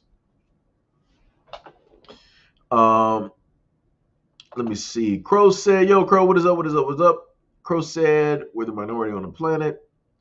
Everyone else is closer to white." The funny thing is, if you want to think about melanation, we are not the minority. Melanin is not the minority on this planet. If you think about it, just think about it for an instance, right? Grass has a certain type of color in order for it to absorb sunlight. Black people, Africans, whatever you want to sit up there and call it, have a certain type of melanation in order to absorb the sunlight, right? But what group doesn't? What group on this planet is, in a sense, allergic to sunlight? Can't exactly, in a sense, use it the same way that we can use it. Just saying. Those are the people that's the minority on the planet. Like I said, the sun literally gives life to everything on this planet. It gives energy to everything on this planet. But there's only one group out here that's literally like vampires that seem to be allergic. Why is that? You got a star that gives life, but instead of giving life, is taking from you. Why is that? And then you're trying to figure out ways to make the planet colder. And then you're trying to figure out ways how to block out the sun. Why is that? Is it because it's difficult for you to actually live on this planet, even though you say that you've been here? You were the first ones here? How is that even possible when you can barely even survive right now? Like I said, I just got questions. I just got questions. Like I said, I got questions that it seems that, those individuals can't seem to answer. You know, Ghost said that's why it's hard for some to recollect Native history to Moorish. Some are drawing lines, and we can't do that. We have to talk and be together at the table and share. Yeah, I get you. Yep, yep. I would love to be at the table when it happens. I'll just be hell. I don't even need to be at the table. Give me a seat, and I'll sit outside of the table, and I'll just be sitting up there listening. I would love to sit up there and hear and see those conversations and all the information that's going on. Yo, Mike, what is up? What is up? Mike said they're using the I'm white and I say so trope when it comes to claiming Egypt as non-African slash black. Like I said, it's whatever. It's whatever. I'm waiting for like the next 50 plus years. I wish I could be here for 100 years. I wish I could. Because I'm pretty sure that they're going to try to claim rap. Let it be like 50, give it about a nice, 50, somewhere within like 50 years. They're going to be trying to claim rap and hip hop. They're going to be switching all the faces, claiming that it was them and all this other. I'm telling you, it's going to be crazy. It's going to be crazy. It's going to be crazy.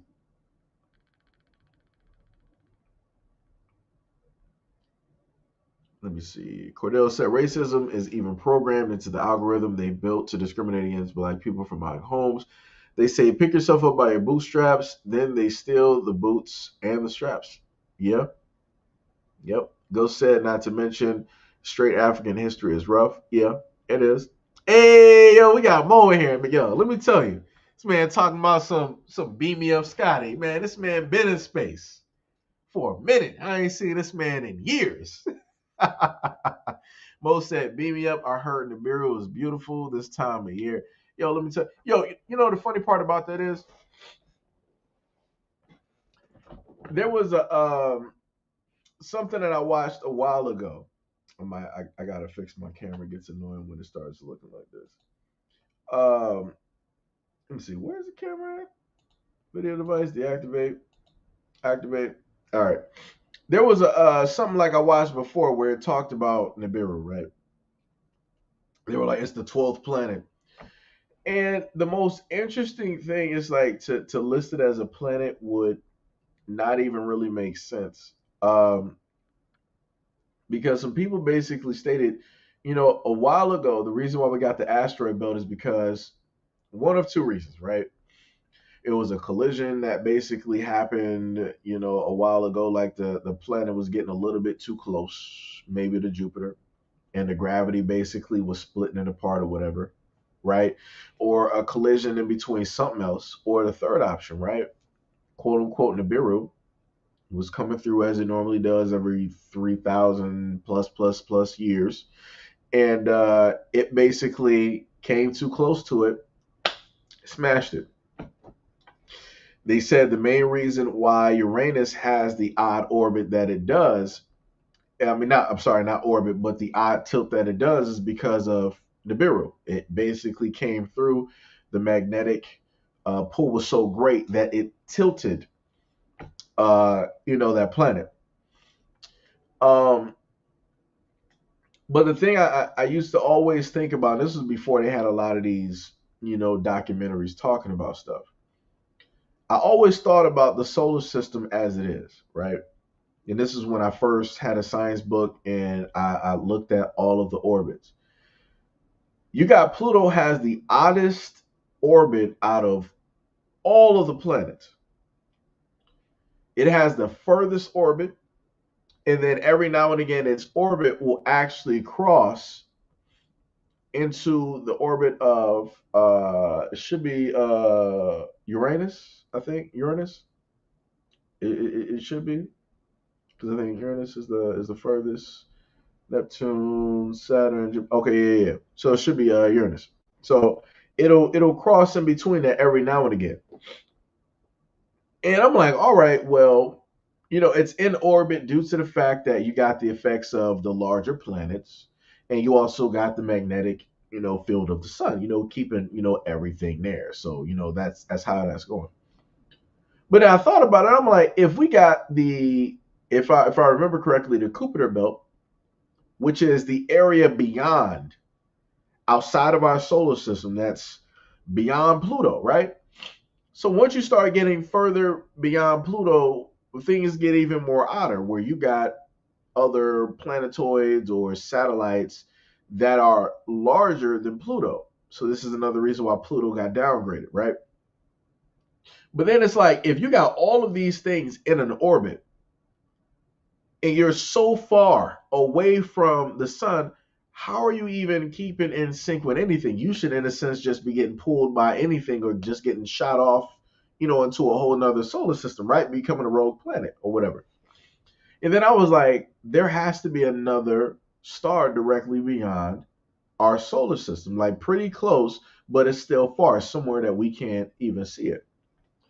And there was this one, I think, documentary. I ended up seeing this like years later, something like decades later, where they were basically stating, I'm not even sure if this is in the science books, but they were stating that our solar system is a binary solar system, which means that we got two stars.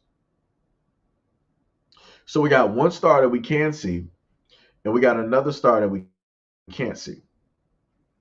And the other star that's beyond past Pluto, further off in its own little smaller little solar system, whatever it got, it's supposed to be a brown star because you got different types of stars. And they were saying that the reason that we couldn't detect is because we didn't have the technology to see it during that time. But now, due to the fact that our technology is greater, we are now able to spot things that we weren't necessarily able to spot. And they saw that directly out there. So if that's the thing that's keeping Pluto where it is, then what else is also with that brown star? What's within that orbit? Because it is a brown star, which means it's very dim. It's still hot, but it's not giving off the same type of light that our star, being a yellow star, is normally. I think it's yellow, red, whatever it is, that it basically, it gives off, right? So, like I said, it's some pretty interesting stuff. Very, very, interesting stuff. Cordell said in 2006, an FBI report came out that white supremacists are joining police departments, the military, corrections officers, and white supremacists are also judges, politicians, and lawyers. How do we defend against that? I mentioned that as well. I've actually brought some stories directly on this platform that showcased a lot of the job professions that you're talking about. A lot of those stories I put up there cover a lot of that. They covered FBI agents. They covered those in the police departments, like you got the banditos and all this other type of crap in LA with the police out there. They got their own type of gangs directly in there, and they got their own initiation processes, and they got tattoos as well. Um, they showed them in the military. Well, some people have been kicked out of the military because it was proven that they were a part of certain groups. Um, Corrections officers, I might have a story on that. I think I might have had a recent story directly on that. The politicians and the judges, I have something, but it was more so I think it dealt with like the wording or how it is that the how black people are prosecuted at such a rate versus the white counterparts. So yeah, oh yeah, I'm right there with you.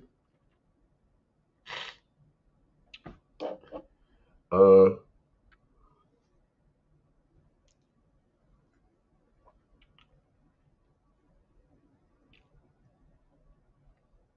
Let me see.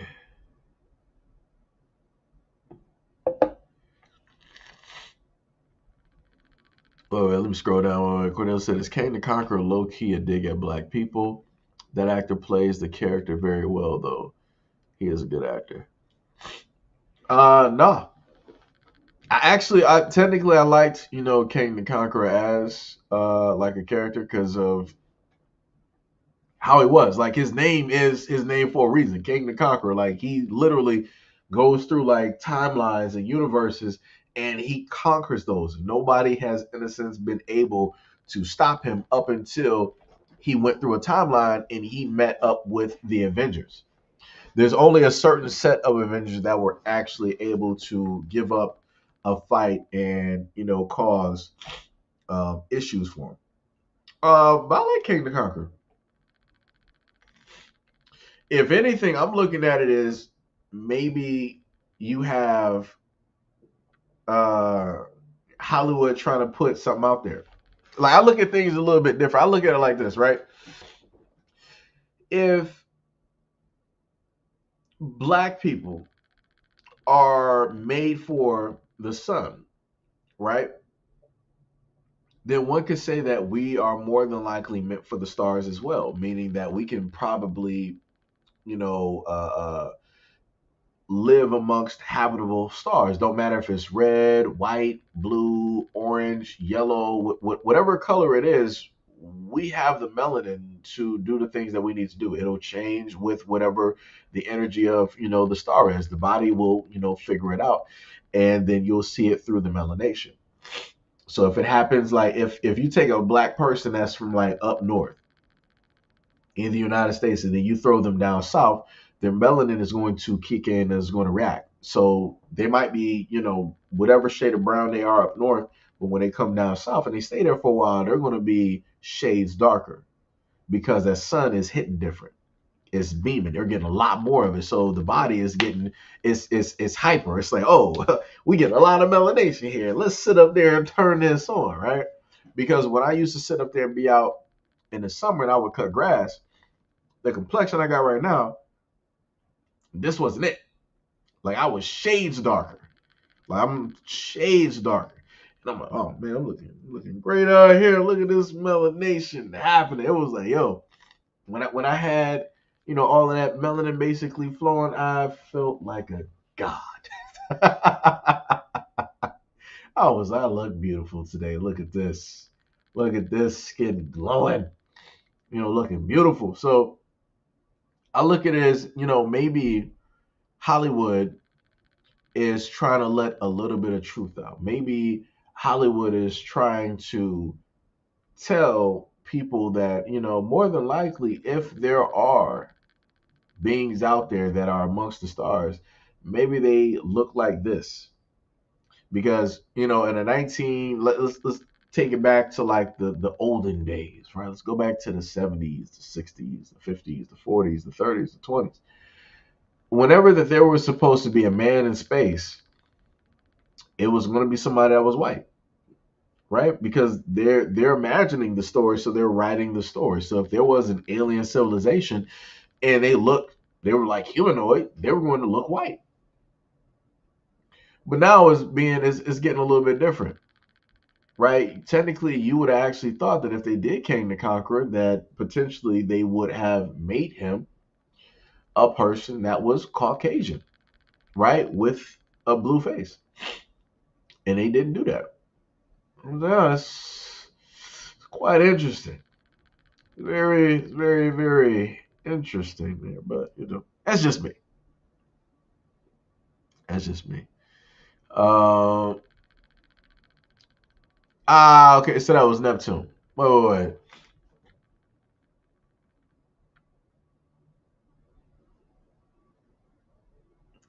Mercury. Hold on. Mercury, Venus, Earth, Mars. Of course, the asteroid belt. Jupiter, Saturn. Uranus, Neptune, Pluto. Okay. I got you. See, I was going by like technically like the names because I don't know what it was that it was like the last two. Like when I was younger, I had these like that. Now it's a little bit different. It escapes you sometimes. It escapes you sometimes. Thank you. Kudel said every person all over the world comes from the first people, black African people. Scientists say black Native Americans, black Chinese, black Philippines, and the UK. Yeah, yeah. The one main thing that somebody said is the reason that white people stopped digging is because it kept getting blacker. That like no matter where they went, they always found a black representation. So it doesn't mean it doesn't matter if it was like a statue. It doesn't matter if it was like a skeleton, whatever it was. They always found somebody black. So they just like stopped digging. Because remember in the early 2000s, oh they were hype. People wanted to go to school to be an archaeologist. Like everybody thought they was Indiana Jones. Like, oh, we got a brand new find here. We found this brand new here. Like, remember the early 2000s, they were finding a lot of stuff. Why did all that stop? It's not like there's not stuff out here to find. It's that they didn't like who and what it was that they were finding. Like I said, it is what it is. I bet you if push were to if things were to be honest and to transpire fully, if they were to be honest about a lot of the stuff out here, some of the secret archives that they got where they hold information, you would see a lot of truth that you could never even have imagined. Right? If we were to be honest and truthful, the Vatican would tell you a lot of stuff as well. Right? Because case in point, you know, whoever gave black people the Bible gave them, in a sense, like a white version. And the reason that I say that is because at the Vatican, they sit up there and kneel and pray to a black Madonna. So if the Madonna is black, wouldn't it also mean that baby Jesus is black too? He ain't gonna come out, porcelain. He ain't gonna be coming out looking alabaster. Not to say that it's not possible because, black people can literally create anything directly out here, DNA wise. But like I said before, somebody gotta, some people just gotta question stuff sometimes. If black people out here worshiping a white Jesus, why would the Vatican be worshiping a black Madonna? Just saying. Um, NASA just found a super Earth. Oh yeah, yeah, yeah.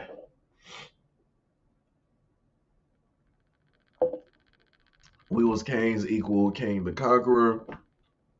Is is there no correlation? Let me see something real quick. I gotta actually look back.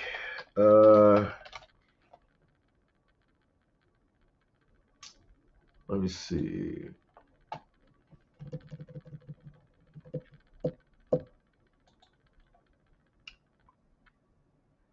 Da, da, da, da, da, da. Now I could swear this. Hold on, wait.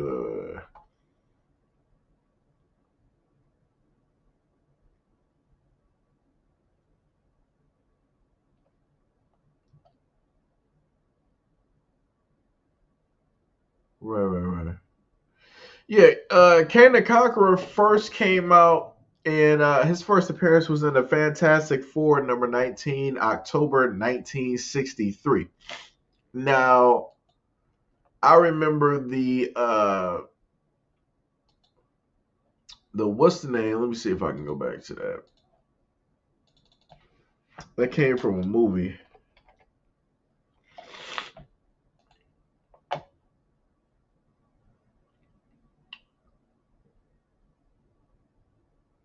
Uh, do, do, do, do, do, do, do, do.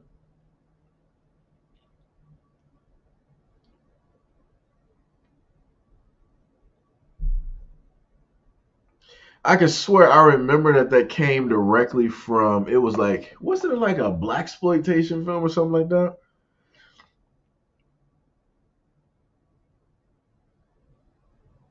I was trying to see if I can actually find a clip because I saw the clip before.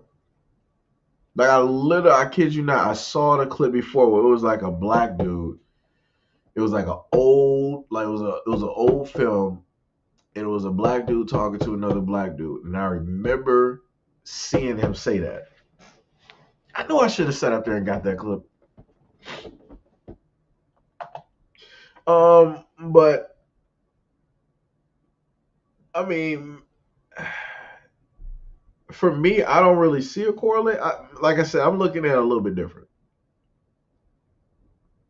I'm looking at it a little bit different. Now, if you would have said like for the Watchmen, one of the heroes or whatever that was called Hangman, if you would have basically said that there's a correlation there because that character is black and he's Hangman and he got a rope, I would have said yeah, that 1,000% that's a correlation there. He did that, directly on purpose.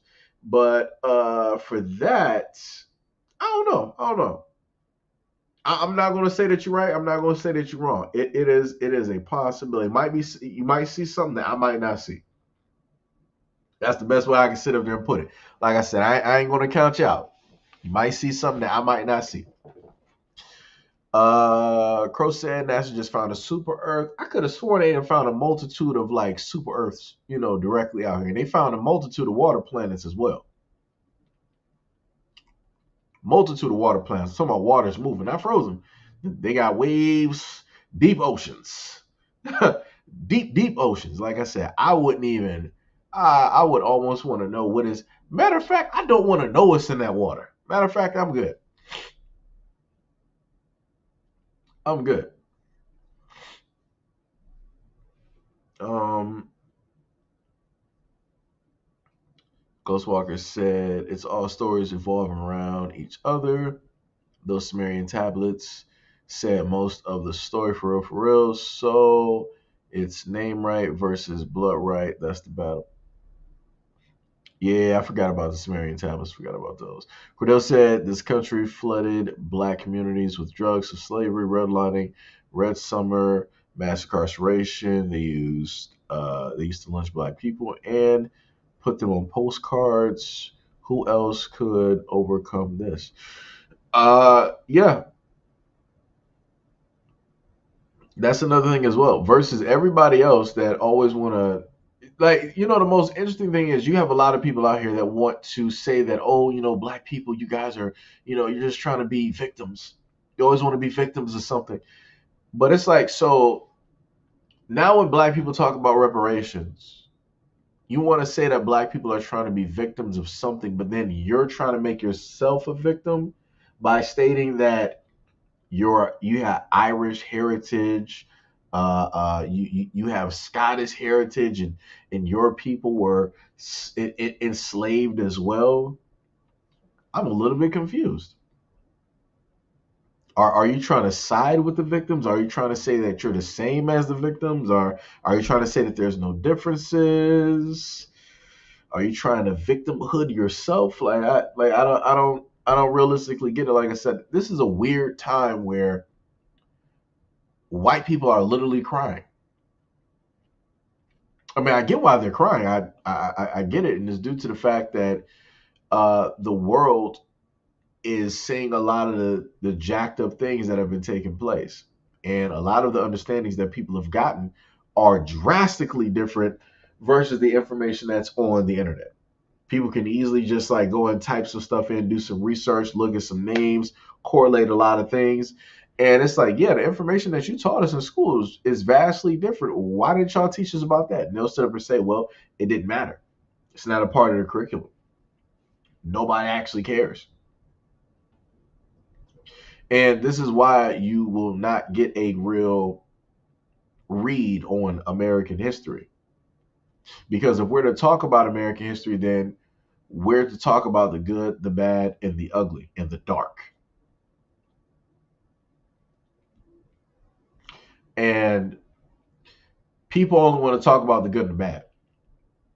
They don't want to talk about the ugly history, and they don't want to talk about the dark history, meaning the melanated history of America, meaning those who had a hand in building a lot of the monuments and building a lot of the groundwork, directly here, and especially a lot of the inventions that black people have contributed to, not only to here, but to the world in general.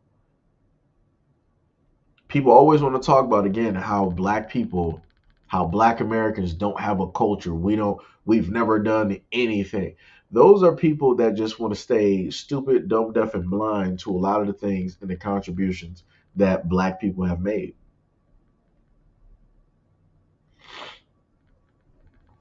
Like I said, it was a black man that created the potato chip, and look where we are now.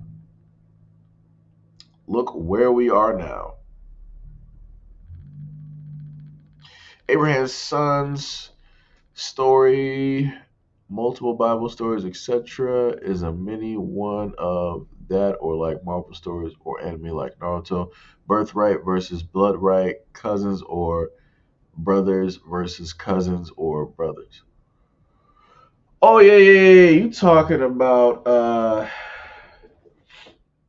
Uzumaki and cause Naruto, so you talking about like Uzumaki with like the Uchiha with the Otatsuki. I get what you're saying. I get what you're saying. Like in a sense, like two sides of the same coin. Both are a part of like the same family, but they don't see it like that. And yeah, I get you. I get you. Um, Crow said, "Yeah, I went to Texas when I was little, and my skin went from light to dark. It's a dark skin. Yeah, yeah, yeah. Down south, that sun is different. Like I said, I feel like there's levels to like a lot of things. Like you got um, North Pole sunlight, Antarctica sunlight, South American sunlight, right? Then you got Africa, and technically you can list Australia up there as well. You can list Australia, directly up there. Um, like I said, I feel like a lot of stuff would be vastly different. Like I said, I could ease stuff would be so crazy. Australia would be a beautiful place if all the trees were not gone. The Sahara Desert would be a vastly different place if all the trees weren't gone. Like I said before, a lot of places, the world would be looking vastly different. It would be looking a lot more green. Like if, in a sense, if humans were never here, the way that the planet would look would be vastly different. It would be crazy. Like if we were to have just gotten here on this planet, there would be so much vegetation, so many different types of like insect and like animal life and different types of like trees and crazy stuff. Crazy stuff.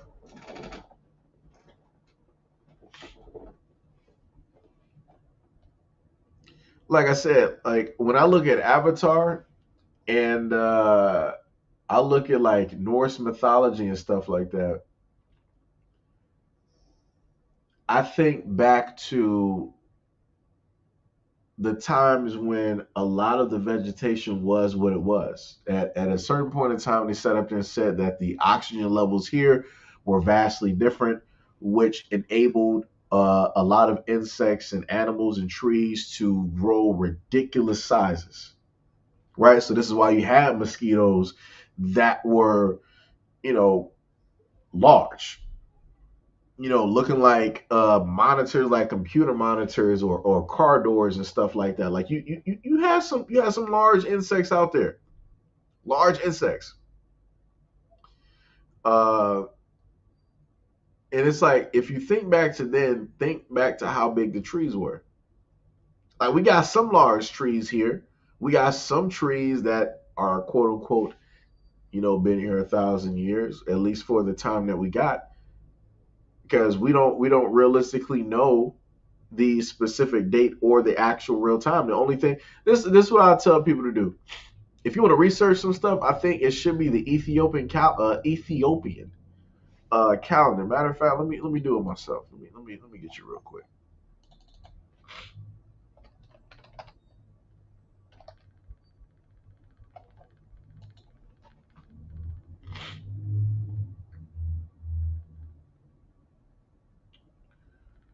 Let's see here.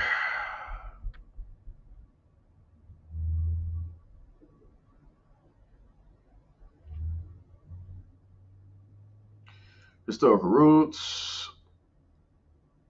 13 months in a year.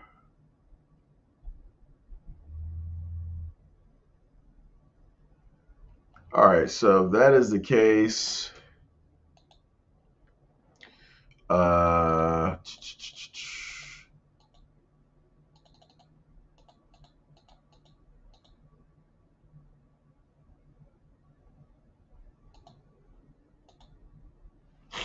so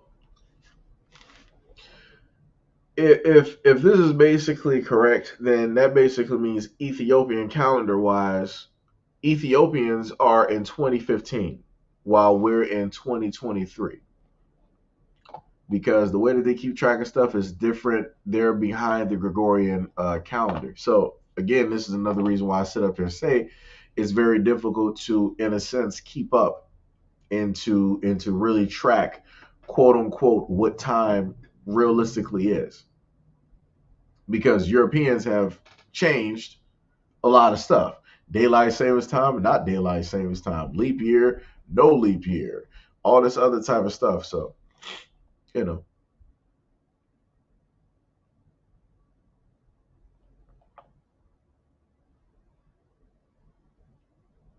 Chaldeans with Hebrew captives.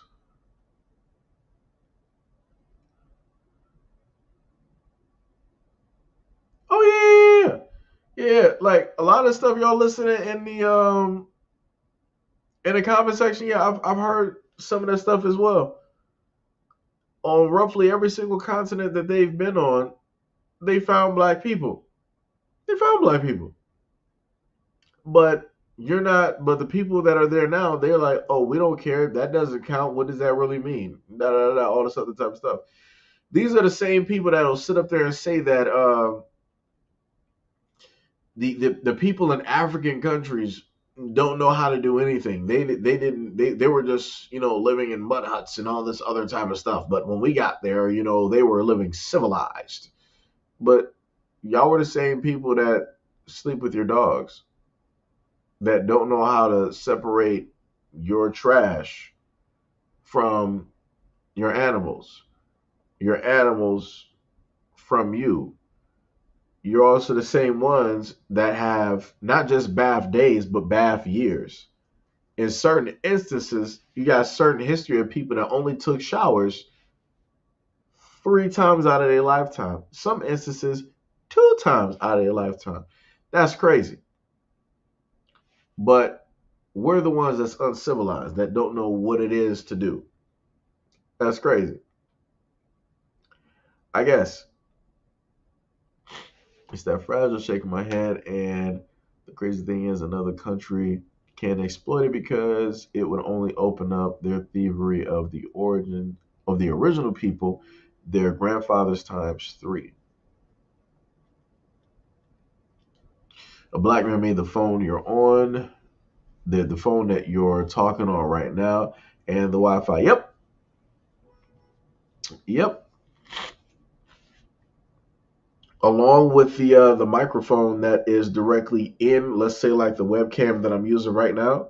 And 90% of the technology that we have around the planet, his invention is in everybody's stuff. So that goes from the microphone, how it is that you're able to talk on the phone, on a camcorder, a payphone, anything that you can basically list, his tech is basically there.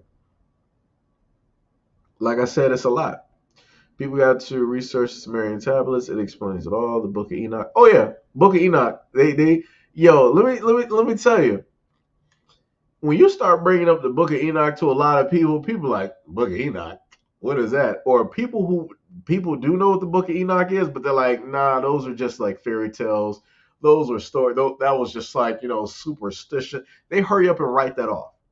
They write that off real quick, and they'll just stay with the normal Bible because the normal Bible, you can, in a sense, it seems a little bit more tangible. It's a little bit more palatable. It's more explainable, right? Some of the things that were stated and that happened in the Book of Enoch, you're not going to have pastors being able to explain that. They're not going to be able to quantify that. They're not going to be able to break that down to a congregation. They can't. They can't. You can barely sit up there and break down some of the stuff. Yet, Jesus turned, water into wine. I can't tell you how it would be possible, but people are like, yeah, that right there, water and wine. All right, all right, all right. But then when you sit up there and you hear descriptions of angels and how they look and stuff, people don't know what to even. It's like, that's not an angel. That's a deep. No, no, champ, that's an angel. That's an angel. Like I said, they got some I, some of the stuff, like, this is why I love when artists do like renditions, and they go word by word what it is, and they sit up there, they do a painting, and they show you. Let me tell you something. I don't know who, in a sense, to be scared of. Because let me tell you something. I'm sitting up there looking at something that got like several, wheels revolving around it, and it has eyes all over it. I'm like, I don't know what to make of. Let me tell you, I don't know who to go with. Because some of the stuff that was listed, some of the stuff that is there, I get why it is that they left it out. Because people would not know what to do with that information. Like some of those angelic beings are like the stuff made out of nightmares, in a sense. It's just covered in, white sprinkles, gold, and all of that good stuff. But it's like, yo, some of that stuff looks crazy. It looks dope though. It looks dope. Like I would love to see some of that stuff in like a video game. Uh, but if you were to actually see that stuff in the actual size of those things, man, two people would lose their minds. I feel like a lot of people would just lose religion at that moment if they were to actually see some of that stuff how it was described. It'll be like Bird Box, girl, boy, boy, girl, boy. Like people would just have on blindfolds. Like I ain't even trying to see this. I'm a believer, but I ain't trying to see none of this. Jesus, why? Let me tell you. Cornell said, "How come nobody talks about the anti-Semitism towards the Ethiopian Jews or the Igbo tribes? Because they're black. Because they're black. Like I told people before, it's amazing to me that a religion can start in Africa, and then it started off black, and then it left and it came back white.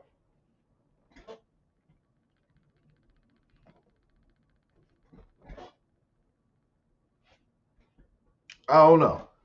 I don't know. Maybe it's just me. I'm pretty sure somebody will probably say I'm racist, but it is what it is. Uh, Let me see what it is. Stolen resold us back. I swear. The Most High will give us our due. Go said right, but history keeps out proven disbelievers. Cordell said, didn't the Moors teach Europeans how to clean themselves, dispose of their dead, and how to live as civilized people? Yeah, they did. And you have people out there online that are trying to refute this and say, "Oh no, that wasn't." This is what I'm saying. You're not going to tell me that as a group of people that have barely been here on this planet, you're not going to tell me that you are the end all to be all. I'm sorry. There's technology that is here that you still don't even know how it even works, but you're supposed to be the ones that created everything. You're supposed to be the ones that were first here. So how is it possible that you got technology and you just lost the blueprints? You just forgot how it works. You were so smart that you outsmarted yourself. You were so smart that you just mentally lost the technology. Like I said, the most fantastical stories that they be telling.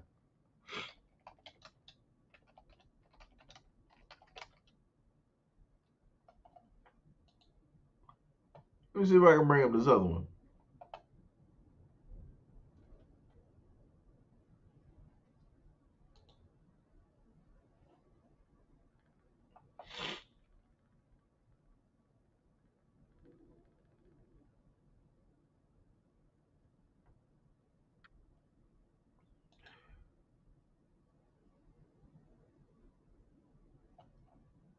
Like this one right here. Let me just let me show y'all a loss in technology, right? Let me make sure to cap this.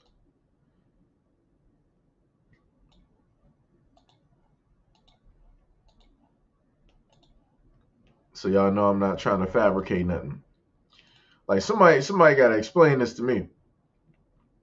Like certain stuff just don't be making sense. Like I said before, you're so smart, but you just magically forget. You forget technology that you made. How we doing this? What they doing that? Like this one right here.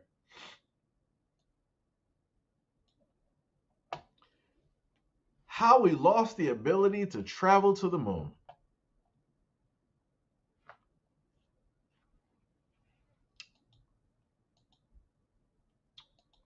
I need uh I need somebody to explain that to me. This was written back in 2015. This is in Forbes. In Forbes. And then I remember I think there might have been like a small documentary about it as well. And I'm like, how is that even possible? Y'all supposedly made these trips. And then, let me see, what did this dude say?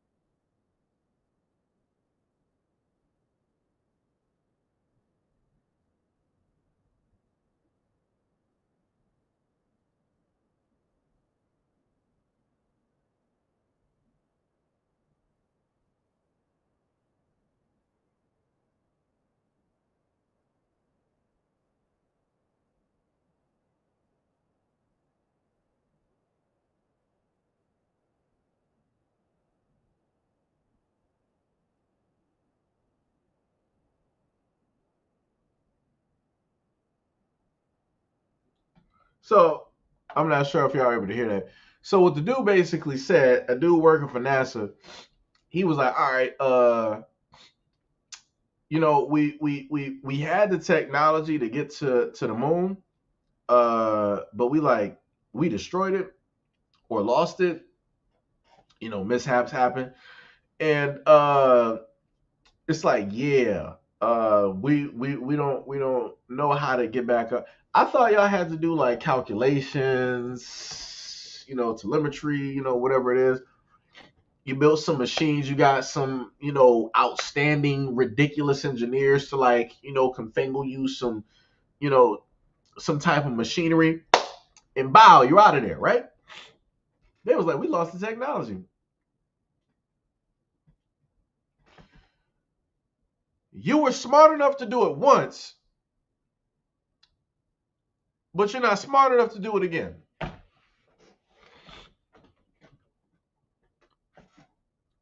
You were smart enough to do it once, but what? But yeah, you were the same people that built up Egypt, right? Y'all built the pyramids. Y'all built the pyramids, and y'all were the same people that said that you brought civilization to black people.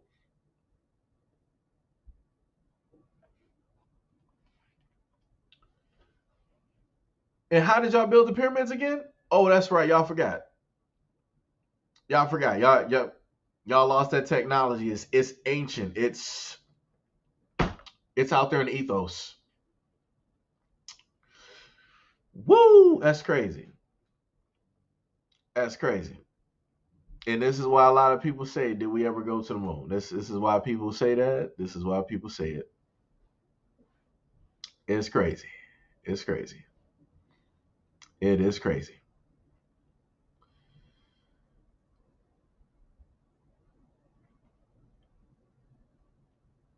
Yeah, it's a high and mighty joke. Let me tell you, that's crazy. You lost the ability to travel to the moon, but you got the nerve to be talking about, yeah, we're working, looking into like, wormholes and light speed and then this dude, the craziest stuff that he said though, he was like, I could travel to the moon in a nanosecond.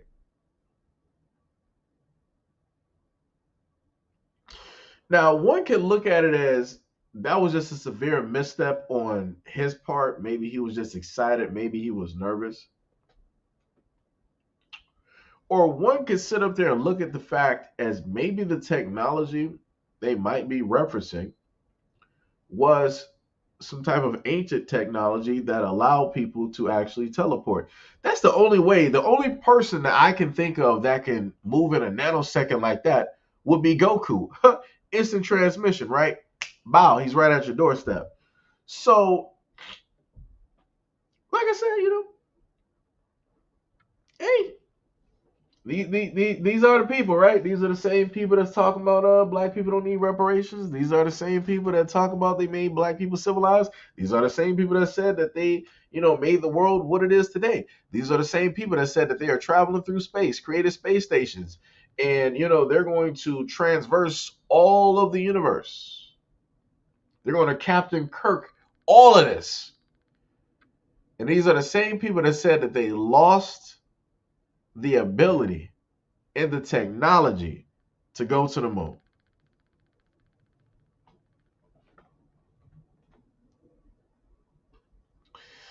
MD Williams said they never explained the answer to the Van Allen belt problem. Oh, I think that's the radiation, the layer of radiation, cosmic radiation. I think I know what you're talking about. Let me see. Let me see something real quick. Let me see.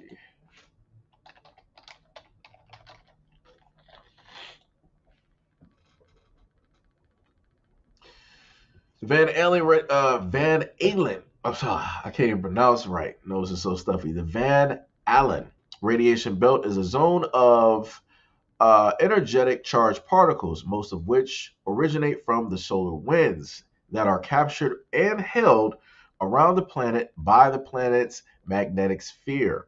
Earth has two such belts, and sometimes others may be temporarily created.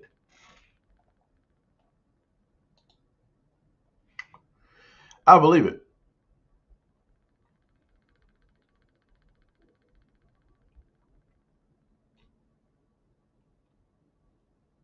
Cosmic rays, yep.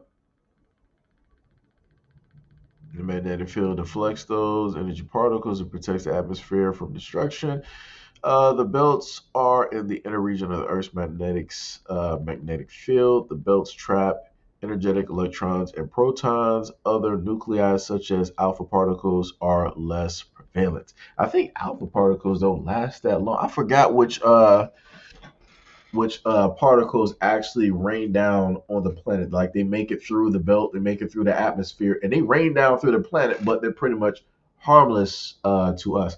I forgot what those particles were, but like I said, I trust me, I know what it is that I was off camera. I know what it is that you're talking about. Is it microwaves? It might be microwaves. Yo, what is up, Zaire? What is happening? What is happening? Titan said it's amazing sci-fi films about space travel and time travel they make are better than reality. Yeah, yeah, they are. Mo said, but they want to build a super collider on the moon. Let me tell you something. This is the problem that I got with the whole thing with the super collider. From everything that I remember, uh, let me see.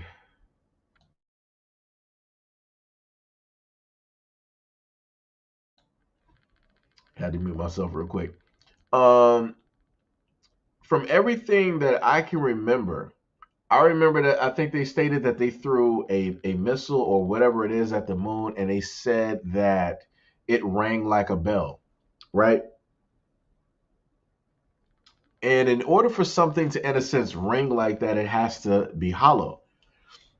So then I saw a movie recently. It was a space film, and the moon was Halle Berry in there. I think Halle Berry was in there. I forgot. It was somebody might know what the film is, right? So what was happening was that the moon was, in a sense, breaking apart. It lost orbit. It was breaking apart, and it was pretty much going to collide with the Earth, right? And they were trying to find a way to, in a sense, stop it. When they first, in a sense, got close to the moon, it was this thing that came out of like this deep hole that they bored directly, down into. When they bored into that hole, they started getting this huge electromagnetic disturbance, almost like it was like a solar flare that was about to hit, but it was coming from inside the moon. So those particles acting as, I guess you could say, a defense system, but it wasn't. It was more so just attacking the electric energy that was there. It basically took out the people and it took out, that ship. So that let them know that, in a sense, like something was there. So when everything was in a sense breaking apart and falling apart, and everything was getting so close, uh, the dude from like Jurassic Park, Star Lord, y'all know who I'm talking about, Chris Pratt, his character ended up going into the moon. And what ended up happening was the fact that inside of the moon was a white dwarf that was encased in this type of thing. It was basically it was a fake satellite. It was a fake satellite. It was a little small. It was a white dwarf star that was basically inside of the moon. And also inside of that, you also it was like it was an alien ship. Like the dwarf star powered the whole thing, right? That's how smart the civilization was. Because the people of that civilization, it was supposed to have stated it was like it was a utopia. It was perfect. But for whatever reason, the technology that they built ended up turning against them. So it tried to almost like eradicate all of those people. So what they did was they got off planet, however many that they could, and they started just dispersing, right? Because they had to like get away from it. Then they also had to try to figure out a way to destroy it. And no matter where they went, it traveled. It didn't matter if it had to be dormant or whatever it was. It found where they were and it sought them out and destroyed them. One of the last ones was Earth. It stayed hidden. It stayed dormant for a very long time. But the black thing was that thing coming to basically search out, that last little bit or whatever. So I feel like if they were to put a giant collider directly on the moon, it'll break it apart. It'll end up like the H.G. Wells movie, The Time Machine, where the guy came to a way off future where the moon was there, and then in the next instance, you see the moon, it shattered, it broke apart. And then all of those pieces started flying directly to the planet, caused massive destruction, reset everything, brand new ice age. And then after that, you saw humans starting again, you know, as they were. So, yeah, yeah. Sometimes, it ain't good to do stuff. Let me tell you, it's not good. I can't believe all the stuff they're hiding and holding back and lying about somebody's going to bust through eventually. Yeah, that's true. That's true. That's true. That's true. Ghost said, now the info breaking through folds is that the moon is hollow, bruh. These fools stay lying, bro. Which one is it? I don't know what to tell you. Oh, that happened on Cowboy Bebop? Oh, snap.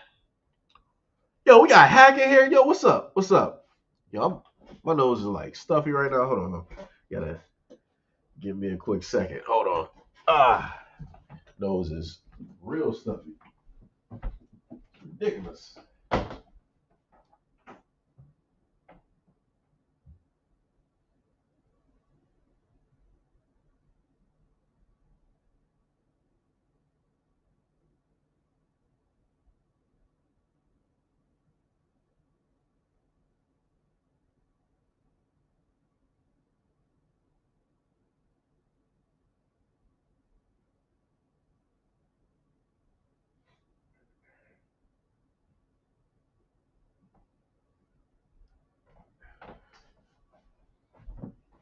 Man, my nose was just like, it was stuffy for no reason. I don't know what was going on there.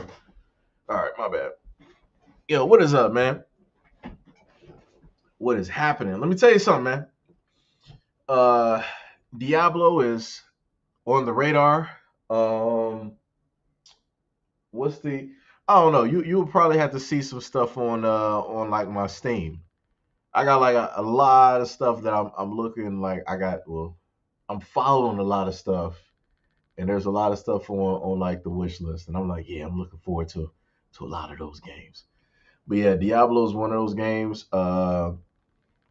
There's a game they just released on Xbox. It's called like Hi-Fi. It's a pretty dope game. It took a minute. I think it was about like 3 hours. I went from like the prologue to like track 3. I mean, sorry, track 2, which is like how they do the levels and whatnot.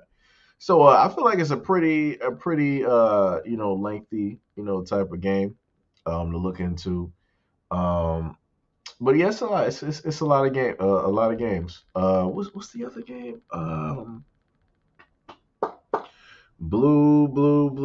Grand Blue. That's another one too. I think that's more so like PlayStation and whatnot. But anyways, due to the fact that my nose is getting stuffy for whatever reason, I think I'm probably going to end up just ending the stream and probably get back to doing some videos. Oh, it's 3:41 right now. How long I've been talking? 2 hours and 34 minutes. Wow, that's crazy. That's crazy. That's 1,000% crazy. How many people we had hitting up the stream so far? Let me see. We've had about 410 views, which is actually pretty dope. I'm actually shocked that it technically made it that far, because normally I wouldn't even be seeing that. Let me just be honest with you, because YouTube does not like to send out notifications at all, at all. So it's looking all right. It is looking all right. But yeah, that's crazy. They actually made. Oh no, I was actually incorrect. The live stream is actually. Wait, is it still green? I'm shocked. I'm actually shocked. They must have went back. They must have went back and hit the button on that, because I'm like, yeah, I didn't say nothing wrong. I didn't say nothing wrong at all. Let me tell you. But yeah, much love, and yeah. You know what? I can't complain. I can't complain. It's I'm not going to say it's bad numbers. I technically expect a little bit different, and that's only due to the fact that last month, or I want to say, yeah, it was about like December, November. I think I had about 1,000 people like come to like the platform, like subscribing and whatnot. And I'm like, all right, that's cool. So it's like that'd be dope to do a live stream and see like those numbers directly in a live stream. Like that'd be actually pretty dope. Get to see some of the names up there, some of the people have conversations. That's just not how that works. I can't explain it to you. That's just not how it works. YouTube will do things so different. They'll be like, oh, people subscribe to you. Guess what, though, buddy? You'll never see them in a live stream. I'm like, wow. Yo, it's crazy. It's crazy. Like I literally see those people like once on like one video, and it's like magically I'll never see those people ever again. But I'm like, they just subscribed. Why can't I get these people on these other videos? Why is this strictly this one thing? But the other interesting thing that I've taken notice of is that I've actually, in certain instances, I've had more success with videos going viral on other platforms versus being on YouTube. Because there was one video that I did where it reached about 80. And I kid you not, when it looked like it was going to end up breaking past like the 80K mark, it was like YouTube just like pulled a plug on it. It was like, all right, bow, that was it. You're only going to make it up to 80. That's it. No more, no less. It is what it is. That video had a good ride. We're not about to have that moving no more. I'm like, hold on. I'm like, wait a minute, guys. Hold on. The videos below that never got anywhere close to that. And then the videos after that still only have like a couple hundred views. So you mean to tell me that for whatever reason at all, that one video got 80, and then that never, in a sense, that energy never transferred over to anything else? What? What type of power is this? Like I don't understand. It's crazy. It's crazy. Let me tell you. Ghost said, nice build, though, Seiji. Hit a lot of topics today. Yeah, this is just like this is like a not planned stream. So it's like a lot of times, like I said, I go through, read a lot of stuff and all this other type of things. So it's like I'll just talk about just like a lot of stuff. It's like a what do they normally call that? The foods I jump. It's like a potluck of things, a hodgepodge, amalgamation. You know, whatever words people happen to use. Like it's pretty much like that. Hey, much love and appreciation, Hack, for the donation. Much love and appreciation, cause Lord knows, YouTube ain't trying to help with nothing. Cause man, it's tough out here in these streets. Let me tell you. Let me tell you. Seeing videos only have like 400 views, heartbreaking. It is. Let me tell you something, man. I'm smiling. I gotta pull the brother Umar out. I'm smiling, but it ain't funny. I'm smiling, but it ain't funny. It's crazy. It is crazy out here. Some of y'all get notifications, and then a lot of y'all don't. Pink said, "Are you ready for Dead Space?" Um, I might get it. I might get it. I mean, I know you went through like Callisto Protocol like 70 times already, so it's you're pretty much an expert, at this time on Callisto Protocol. I might get it. One of the YouTubers that I watch on video games, Young, yeah, he said it was pretty good. He said it was a redo. I'm sorry, a remaster done right. So I trust his opinion when it comes to games, because that's pretty much his forte. Like the dude, he is there. He gets the information that he needs in certain instances. If he's reviewing a game, he's narrating while reviewing the game. Like he did it with the Fast and the Furious game. That was hilarious. Oh man, oh man, I tell you, it's like I'm just like one of those people where it's like I laugh at like certain types of like dry humor. He has like a dry type of like humor, and it's like, yeah, it was hilarious. That's just me though. That's just me. Uh, MD Williams said, "I always appreciate your stuff, man. Much love and appreciation. That is very much appreciated. Because let me tell you, when I get on here, I just start talking because I already know it's going to start at zero and it's going to be at zero for about a good 5 to 10 minutes. Because YouTube don't be hitting notifications. Even on the videos that I put, like I kid you not, I put out like clockwork. I put out videos continuously, and YouTube was like, yeah, you did put out those videos, but we're not really going to send out notifications. I had a point in time where I did one of the classic things that I used to do, where I would put out 24 videos for 24 hours. So for every hour of the day, you would have a video, 24 videos for 24 hours. Oh, when I tell you that I don't think YouTube put out anything.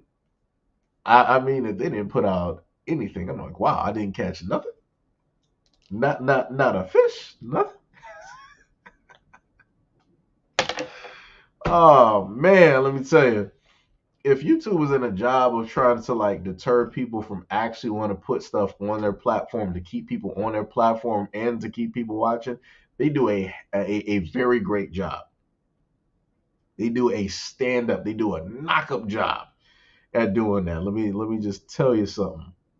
Let me tell you, it is it is tough out here. So I've had to get accustomed to just be like, all right, that's cool. When I'm accustomed now to just seeing like 400 to 500 like views on videos now, because I don't expect nothing more. I'm like, all right, I got 16K people here. I can only get about like four to 500 people watching. All right, whatever. We'll just I'm just gonna have to put out just more videos. Just have to keep compounding that.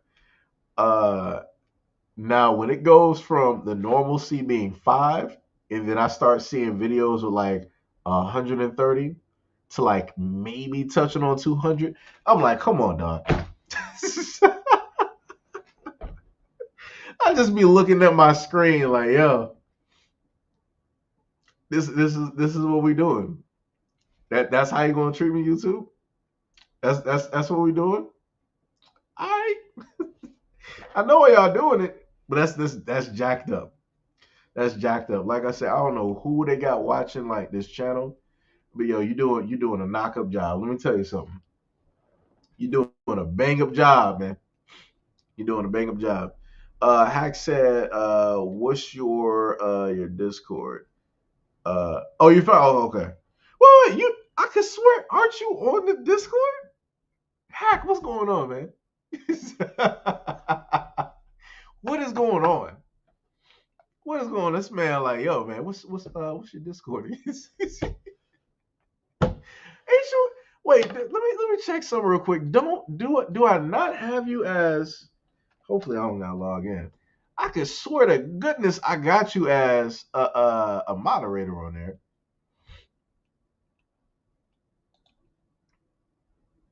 New Year's, more bug back. Yeah, I haven't been on here in a minute. They must have just had a yeah. Got the Pikachu up here. I'm like, I know this brother up. Like, come on, man. Come on, man. Got to sit up here and start sounding like Bootsy out here. Come on, man. It's like, yo. But yeah, back to what I was saying earlier. Usually, if I just happen to do like a random live stream, it's going to be random. It's just going to be full of me talking about random stuff and whatnot. So while I'm on Vapor, supposed to be on Thor. Wait, what?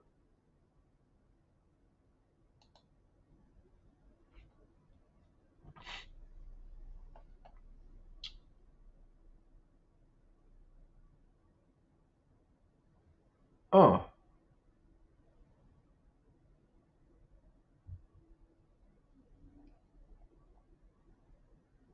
oh, okay. I got some stuff that I gotta sit up there and read. My bad. I was getting a little bit sidetracked.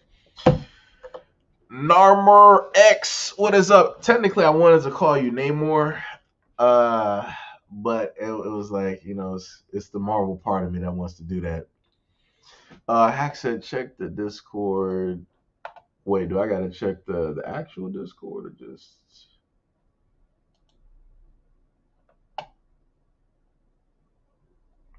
This man got the angry Pikachu up there.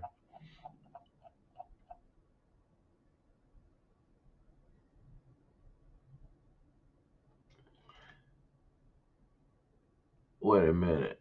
Ooh, yo, how did I not see all these messages? What is happening? This man sent. Yo, let me tell you something. Yo, Hack, let me tell you something. I don't know how. It's like, yo, as soon as I seen, let me see. Wait, I'm confused. How? Wait, why does it say that's from like 2022? I'm confused. Like, what is happening? Wait, maybe I gotta go to, because it's weird. It's like, I kid you not. I'm now just like seeing every single message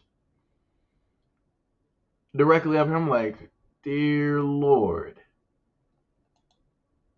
I could have been reporting on this.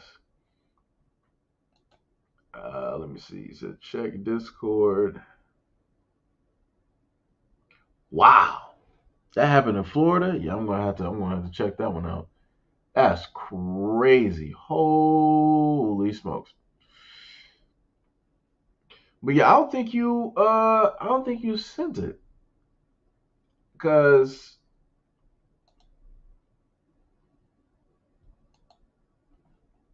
yeah, it's only showing me stuff from like 2022.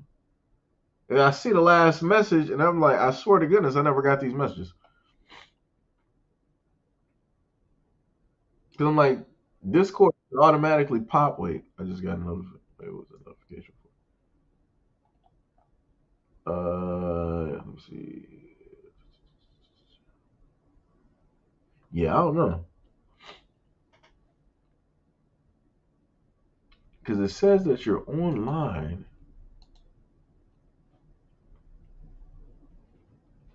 I don't know. It's weird.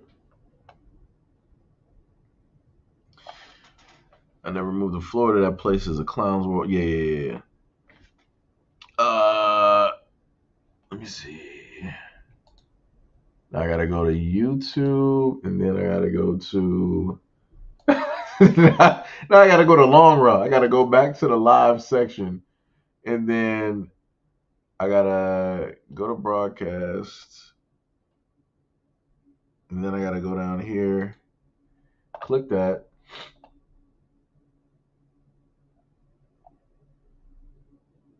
Yo, that is dope. Yo, that's Japan? Oh, that is dope. That is dope.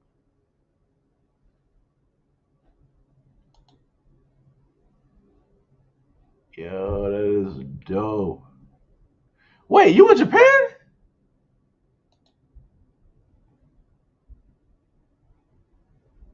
Yo, how you in Japan? Wow, yo, I'm mad.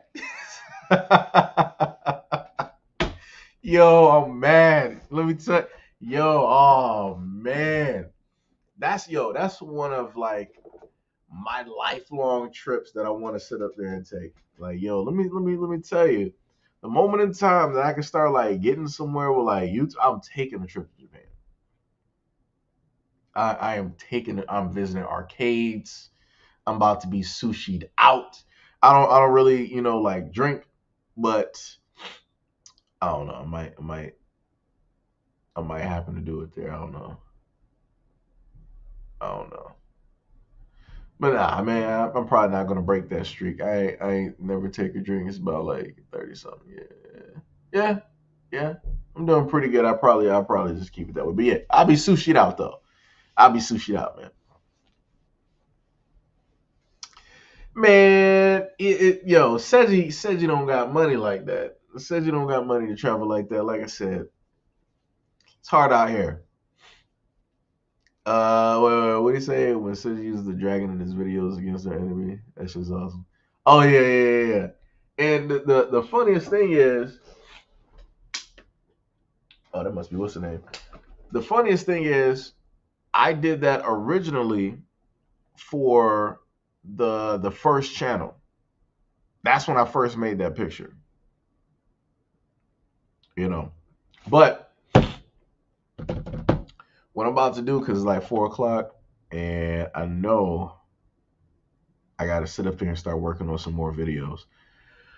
So I'm so I got like 23 y'all in here. So different videos is probably going to be a hit to the channel in a sense. I mean, it's not any, the videos aren't bad, but they're more so uplifting, positive type videos, and I know, those videos ain't really going to get those type of looks, like on this channel. So I'm pretty much aware of that. And February will probably be the lowest, probably the lowest of the lowest viewed month when it comes to a lot of my videos. But it is what it is. I gotta make it work, and make it do what it do.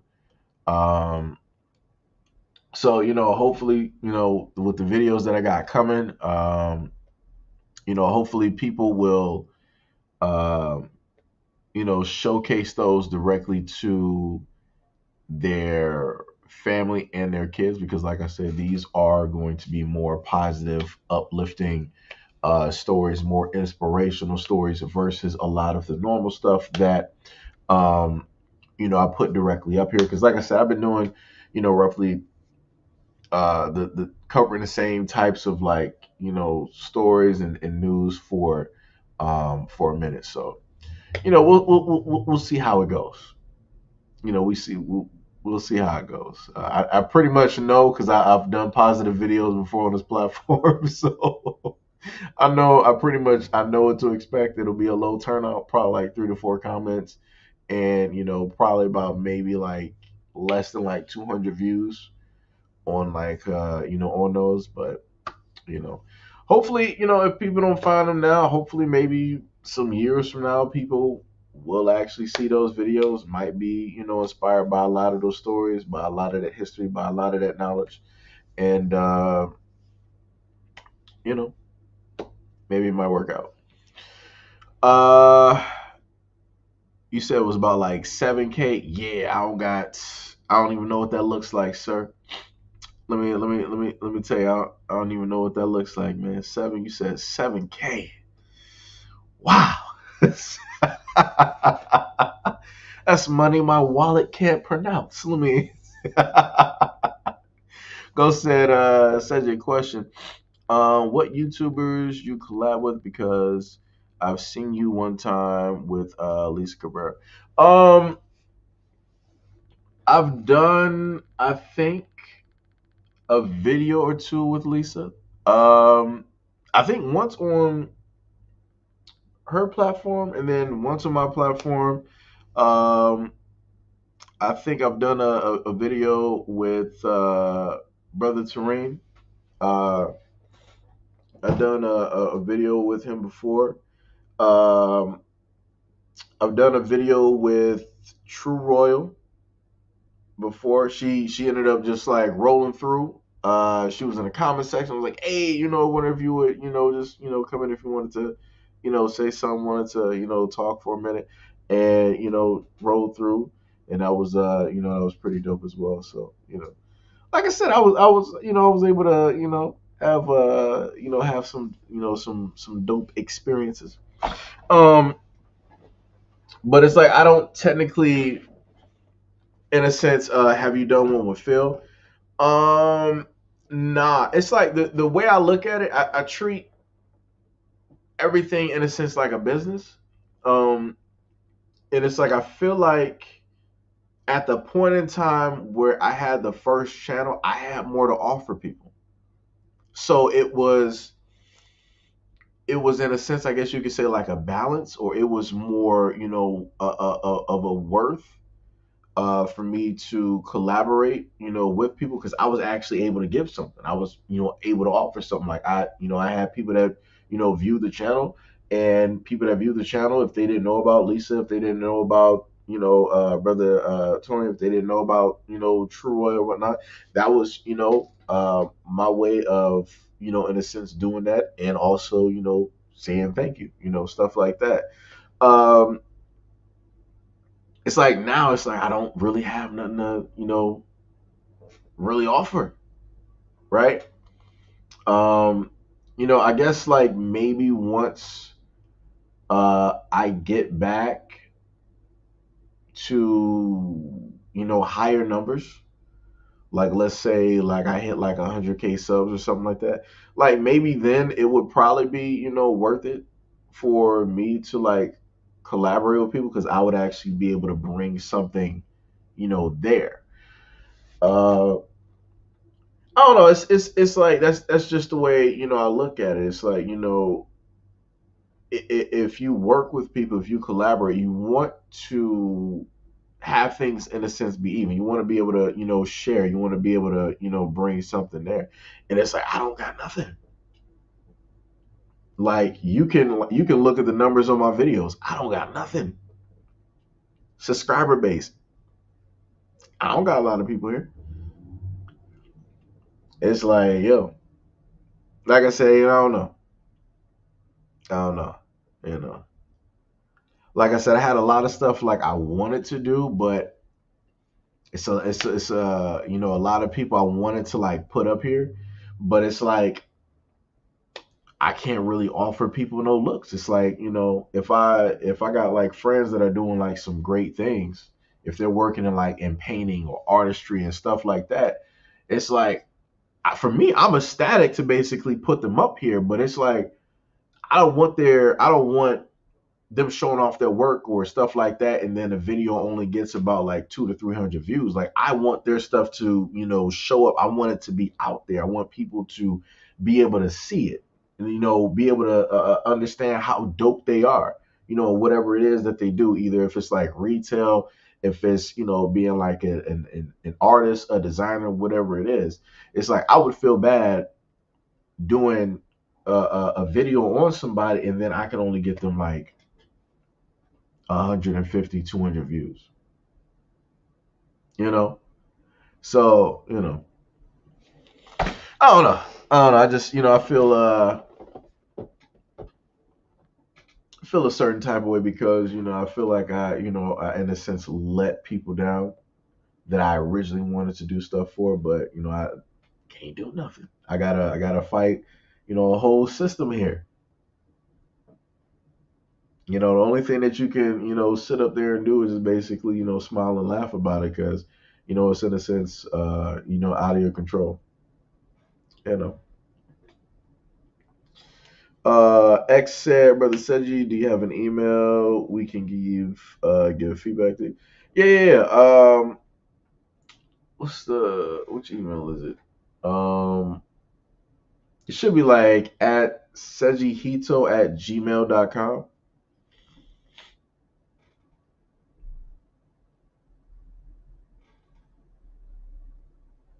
Let me see.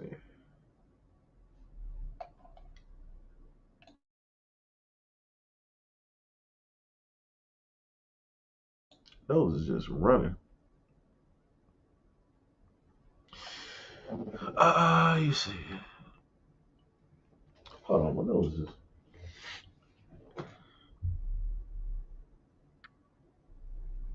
So it's like a business sense. Whoa, okay, wait. I'm trying to hold on. Trying to bringing all types of stories that bros and sis be wanting and needing to hear. So it's like a business sense when doing those things. Well, I'm a little bit. I get what you're saying, but it's like it's the last part that kind of is throwing me off a little bit. Um, I don't. It's tough. Like I said, for me, I just feel like things are a little bit different when it comes to content. Not even so much the content that I do, in a sense, even though I stated that I expected if I start covering, different topics that I knew that people were going to feel a certain type of way. So I saw people like unsubscribing and, saying this and that and all that. Like I said, that was to be expected. But the difference is the fact that you can consistently do the things that you're supposed to do, and then you're not seeing anything transpire. So this is why, like, if you happen to like the general stories, like if a story just comes out today and everybody's basically pushing it out today when it's hot, I stopped. I don't even do that no more because I'm like, it wouldn't even matter either way it goes. Like if I had a story, like I seen like quite a bit of stories that I knew about some time ago. If I would have pushed them early, they still wouldn't have got no views. It wouldn't have mattered. So it's like I everything is just like in the future. So some of the stories that might have came out today, y'all might be seeing those in like a week, maybe 2 weeks or something like that. Because it's like at one point in time, it used to be effective for me on an older platform. It used to be effective to like put them out ahead of time or maybe exactly when it happened or whatever. And that will work out. Now it's like I can't even tell you what it is. Can't even tell you what it is right now. It's like a mathematical equation. It's crazy. I'm just sitting here pondering, trying to figure things out. Uh, Zay said, "Hey Seji, I went to CVCC for the second time, and they said that I could do." Oh, you must be talking about the college, and they know about game development. That's great, yo. If you still going for game development, that's dope. Um, like I said, check them out. Make sure everything that they got there is beneficial for you. Like the curriculum and different things of that nature. Um, like I said, all the success to you, man. That'd be dope. That'd be a dream come true. Let me tell you, being a gamer, working in the gaming world, and learning and going to school for it, like I said, that's dope. That's dope. Ghost said the collabs are more looking for the views in a business sense. I never thought of it like that. Wonder why I just watched the company. Oh yeah, yeah. It was just the last part that was throwing me off. No, no, but see, I mean, I mean, it's two ways to look at collaborations. Of course, you can collaborate with people that you really wanted to, collaborate with, or the other way is like, yeah, it's a business, you're trying to get views, trying to, share the audience or whatever it is. And I just, in a sense, look at it from a business standpoint as to basically ask, why would somebody want to collaborate with me? What do I specifically have to offer with the platform that I have that they can't, potentially get from somebody else? And just to be honest, I can't give you anything. Can't give you anything. So, this is why it's like you see people, collaborate or do, different things differently because, it's beneficial. And like I said, I understand it. I 1,000% understand it because, like I said, at the end of the day, it's a brand, it's a business. You're trying to, get as much as you can. You're trying to sit up there and keep everything running. You're trying to make sure ain't nothing stopping. I 100% understand it. Like I said, I'm trying to get myself back up and running. And that's taking actually more than what it took the very first time that I did this. That's the first time I was able to do that in about what was it, about like 3 years.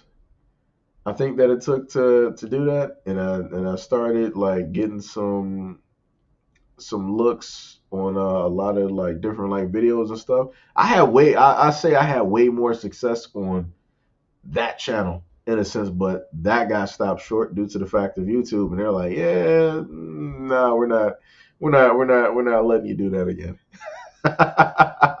If you do, you're going to have to, start a brand new platform. But this time, we'll be watching. We'll be watching. You know.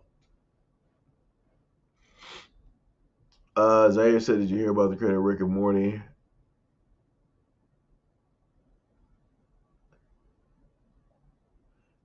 Ooh, wait a minute. It was. Whew, I thought it was something else. Oh, wait. Wow. Oh, wait. Let me just.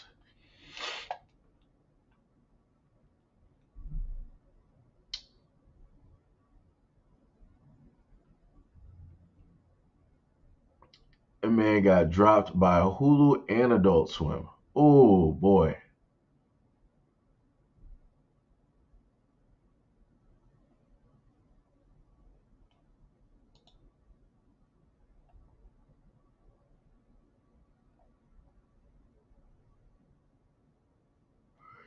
See, but this is my thing though. The problem that I have with that is this show has been going on for so long, and then out of nowhere, all of this stuff. Hold on, let me see if I can just let me actually go back there. I'm just gonna blur out the bottom part. That's what I do.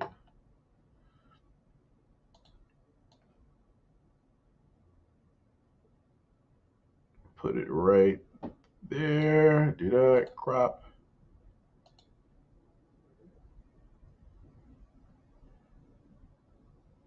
Uh,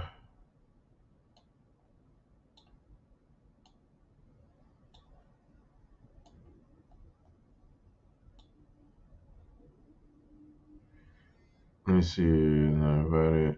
Working way after. Yeah, those one. Yeah, that should be fine. All right. So then let me just put that directly if I can find my stuff here. Dun dun dun dun dun dun dun. Dun.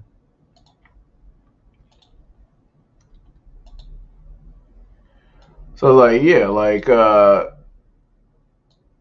I get it. My main problem with this is the fact that I guess this has been happening. This is old, or it's been happening for a while, whatever it is. My main thing is, why specifically is this coming to light now? Why is this, in a sense, being talked about right now. That's my whole main thing. What did he do or what did he not do that forced this to come to light? That's my question. Because Rick and Morty been out for so long, why didn't this come out about like the first season or the first 5 or 6 episodes? Why wait until this television show gets hugely popular? It's known all over the planet. You got mugs, T-shirts, hat. You got video games with the dude that does the same voice. Like I played what was it, High on Life, right? Why wait until this whole time in order to basically bring all this stuff out? That's why I keep trying to tell people, you got people out here that you know might have to do some things, and they might not have done some things, so now they in trouble. Now they gotta do something in order to fix the situation. Or the people that put this information out are putting this out as an example to other people, that if you don't want to do the stuff that we telling you to do, or all this other whatever it is, this is what could potentially happen. Like I said, I'm not too surprised if these people got like something on a lot of the public figures that are directly out here in order to quote unquote keep them in line, so that they'll do the things that they're supposed to do. Like I said, I've been seeing this like happen continuously. Like yeah, humiliation ritual. Yeah. Yep. Yep. Uh they don't like the truth coming out. That's true. Animation lane be another world altogether. Nobody broke that open yet. Yeah, that's true. There's like, the funny thing is, people who watch like animations, there's a lot of things that's like spotted uh directly in there that they throw in there. And that's another way to, in a sense, indoctrinate a lot of kids. It's a lot easier doing that by cartoons. Whatever mental barrier you have up for kids, that mental barrier don't mean nothing for cartoons, because kids are just going to be like, oh, it's cartoons, it's my favorite show, yada yada yada. And this is how certain types of behaviors start developing in kids at a very young age, because they're watching a lot of these cartoons. So all of your teachings, all of that time that you spent training your kids, looking out for this, looking out for that, cartoons go right through that. MD said the wrong person was rubbed the wrong way. Yeah, probably so. Probably so. Ghostwalker said, for real, wasn't there other animators that got caught up in some mess? Ish connects to the Disney Lane 2. They need to stop playing with this. Yeah. Yo, I done talked about Disney quite a bit. Yeah, Disney got a lot of questionable things. A lot of questionable things, in a lot of the animations, including the artwork. If you got some of the old box sets, I think, what was it, The Little Mermaid? Look at that. Look at that castle, real quick. Go back and look at the old box set of the. I'm talking about the original old. I'm talking about, you got that from like the '90s. Go back and look at that box set and look at the castle. Um, I think in one of the cartoons, it should have been a Little Mermaid, or one of the other ones. It was a priest that had something, something was there. Something was there that shouldn't have been there in the kids' cartoon. So it's like, Ghostwalker said, what? Yeah, if you go look at an old image or an old box set of the Little Mermaid, look at, it should be like, I think it's like a sand castle or something in the background. You'll see some certain like a certain shape that's there that shouldn't be there. It might look like something that's quite familiar. It's something that shouldn't be on no kid's box. I'll put it that way. Gail said, "Why don't I get notifications?" That's YouTube. That is YouTube. I've been going for like 3 hours.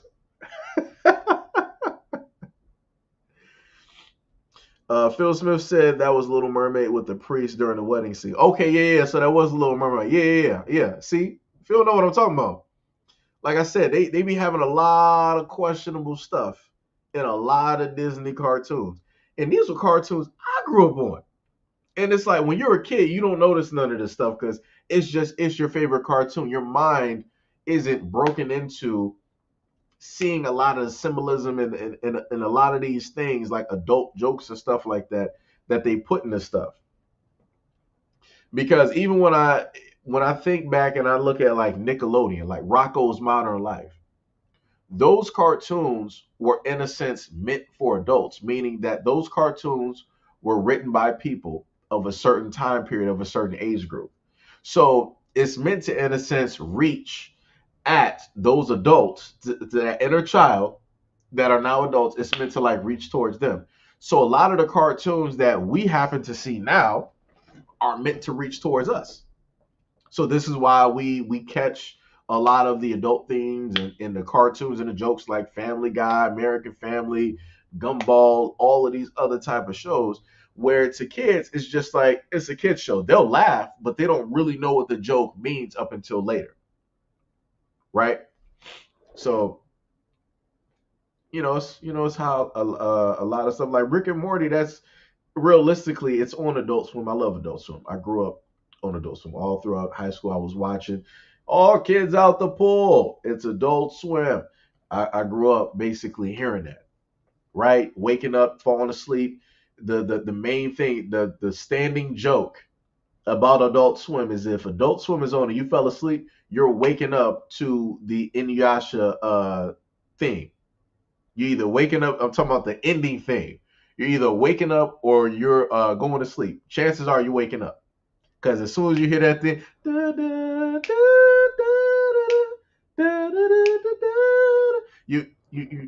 going to end up hearing that thing. Like I said, people out there who know about Inuyasha, you know what the theme is. My voice is terrible, but you know what it is. Either that or it might be Cowboy Bebop, or you might end up waking up to Outlaw Star. Like it's a couple of excuse me, it's a couple of themes out there that you'll end up directly waking up to. You'll end up hearing that Cowboy Bebop dun dun dun dun dun dun dun dun dun dun dun dun dun dun dun dun. You'll hear that like, oh, Cowboy Bebop, oh. Like, all right, you up for that? Then Outlaw Star. It's like just because of how that one starts, you'll end up waking up to that one as well. So you know, like I said, anime fans know what it is. They know what it is. Ms. Durant said, Gail Jones, unsubscribe and subscribe back, and that should work. Well, if that was the case, I would need to get all 16K people to unsubscribe and resubscribe back so that they can all receive these great and beautiful notifications of the videos that I put out every single day. Cause oh yeah, yeah, yeah, yeah. Tenchi Muyo. Well, wait, which Tenchi Muyo? You talking about what was it? Was it Tenchi in Time? Because you had Tenchi Muyo, Tenchi in Time, I think, and then you had Tenchi Universe. So it's like which one? Because people got different themes. I almost want to say that you could probably put One Piece up there as two, but it would have to be like the first season. Yayo, yayo, yayo. Oh, yeah. I think Naruto might be up there, depending on the season. Because some of the theme songs are trash, but other ones they were actually pretty good. Uh, GKP and Shin Tenchi Muyo give me yo. Oh man. Ghost said for me as a kid, Sailor Moon and Dragon Ball was on 5 in the morning, and a lot of kids wasn't hip at the moment. Uh, no, no, no. See, Now, you're talking about the 90s. See, this is the thing. Before it got to the point of Pokemon, Dragon Ball Z, Sailor Moon around 6 o'clock in the morning, WB, you had the Fantastic Four, you had Iron Man. That's pretty much the start of the day. That if you were going to school early and your parents like woke you up so you could have breakfast, be prepared for like 7 or to leave at like 8 o'clock, you were waking up to some Fantastic Four, and then you had Iron Man. Yeah, Iron Man. It was that theme song, and you had the other one. Let me see. I'm thinking about DuckTales. I got the songs confused real quick. Johnny the Human Torch. The thing just likes to fight. Go. Yeah, yeah, yeah. So it would be that one. You would end up having those, and then that would go into you would hear the voice announcer as soon as you swapped over the channel, Dragon Ball Z. You would hear Linkin Park come on. Dun dun dun dun dun dun dun dun dun dun dun dun dun dun dun dun dun dun dun dun. And then you would, see everything from like the Triamite, Cinnamon Spice, sitting up there fighting Gohan, Goku with the power pole and all that. And then later on, it would go to like the softer edge of Sailor Moon with Tuxedo Mask, right? That's the 7 o'clock timeline. Once you reach like 8, you will start seeing Pokemon come on. You know, I wanna be the very best that no one ever was. You will start getting that, but then you started having things switch over at a point in time later on where you will start to have Transformers and like in Beast Wars. So you would have those things directly in those slots as well because they started like switch stuff around. Beast Wars was actually kind of dope. It was dope for what it was. I want to say at one point we had Reboot actually come on in the mornings. We had a few different like morning show like cartoon like transitions there. I swear at one moment in time Reboot was there. I want to say. Mr. Rand says, Cedric, remember oh, you had to do that before too? Wow. Yo, you didn't know that was Linkin Park? Dragon, watch the Dragon Balls. Yeah, no, yo. Go back. Go back and sit up there and listen to it. That was Linkin Park. Like, when I found that out, that immediately made me a Linkin Park fan just because of that. I'm like, I'm Linkin Park now. Ain't nobody telling me nothing. Linkin Park did Dragon Ball Z. You ain't telling me nothing. That was the song that I knew by heart. Like I said, that's the one reason still to this day I love Linkin Park. Dragon Ball Z. You know. Let me see. Narmore X said around 10 a.m. with X-Men. Oh yeah. See, I didn't get a chance to see X-Men at 10 a.m. I saw X-Men later on when it transitioned to the afternoon. Today on the X-Men, you would always hear like that announcer. Well, sometimes, no, it wouldn't be. I'm sorry, that would be Scott doing the announcement to do whoever does like the voice for Scott Summers. And then you would just see like what the next episode was. It might be, uh, uh, uh, what was it? You might see Magneto up there. You might see some lovers quarrel with Jean, Cyclops, Wolverine. You might see Days of Future Past up there or something like, X-Men was dope. X-Men was dope. Ghost Walker said Mario World. Woo! The man took it back. Matter of fact, let me help you back. Let me help you a little bit. We can take it back to USA, where you had Wildcats, you had Ultra Force, Mortal Kombat, and Street Fighter. That's when USA was trying to get their cartoon movement going. They only had just those shows. That's literally all they had. And I was like, yo, I tell you, like during the 90s, you had favorite channels for different days. Channel 7 was the weekends on Saturdays, Saturdays and Fridays. Well, mostly Saturdays. You had one Saturday morning. That was back in the days of like Recess, Pepper In, Kids Next Door, and all of that good stuff. You know, uh, ABC. Well, no, no, no, no, no.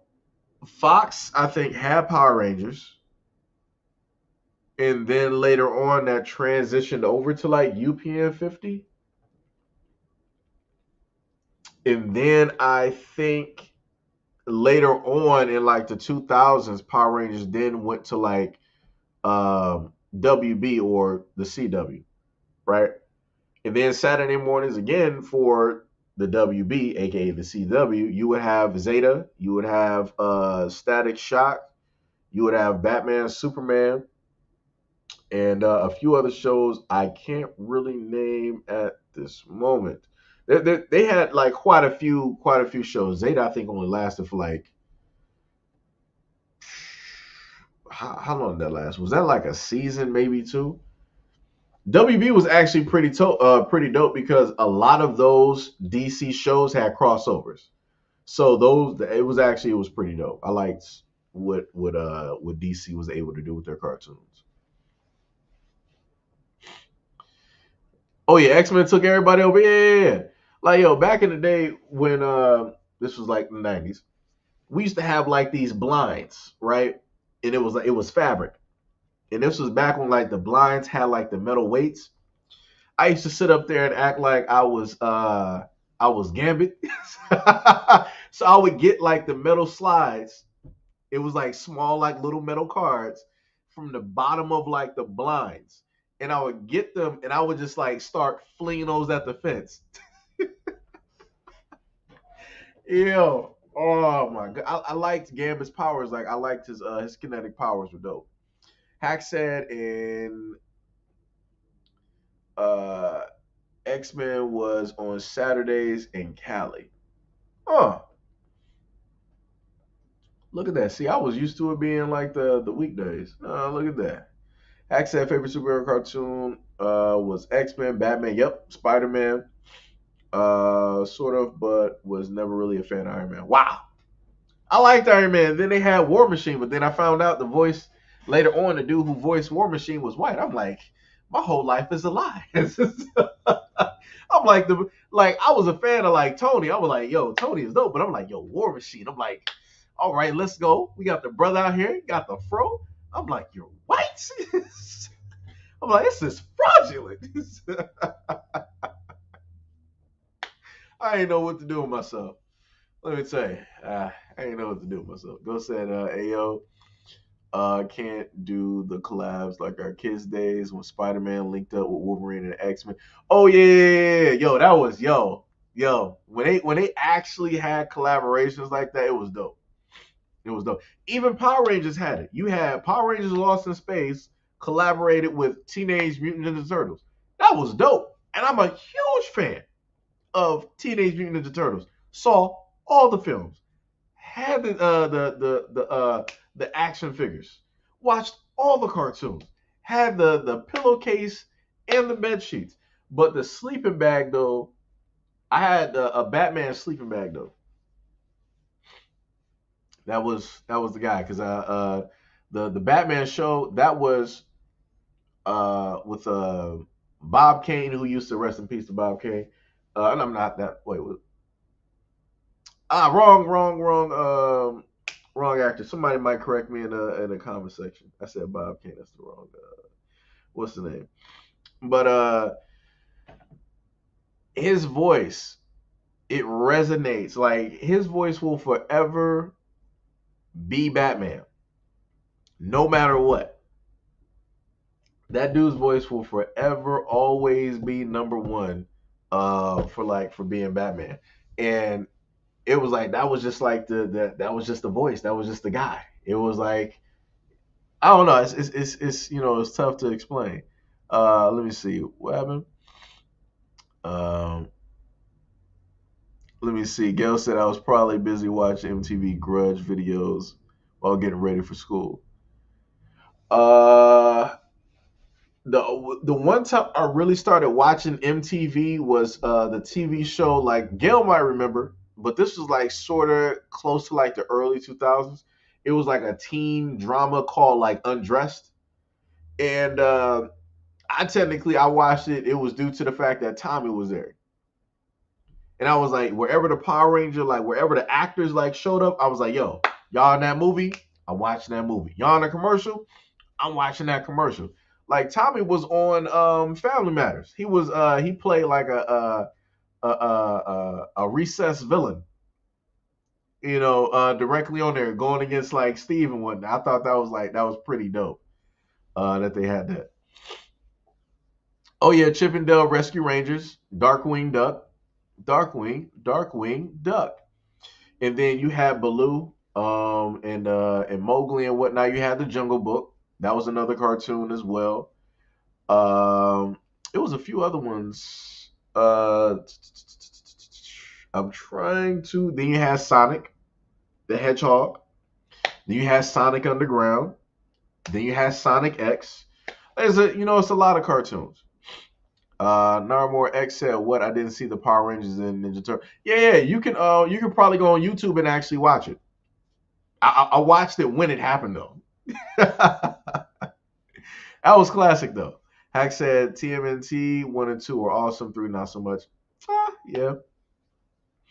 Go said Teenage Ninja Turtles is gang gang. Yep, could have sworn that was with Batman and Spider-Man too. Yeah, they were on there too. Actually, for anybody that might be a Teenage Mutant Ninja Turtle fan, they had a movie where Teenage Mutant Ninja Turtles crossed over with Batman, and they were fighting the Foot Clan and Shredder. So you might want to go watch that.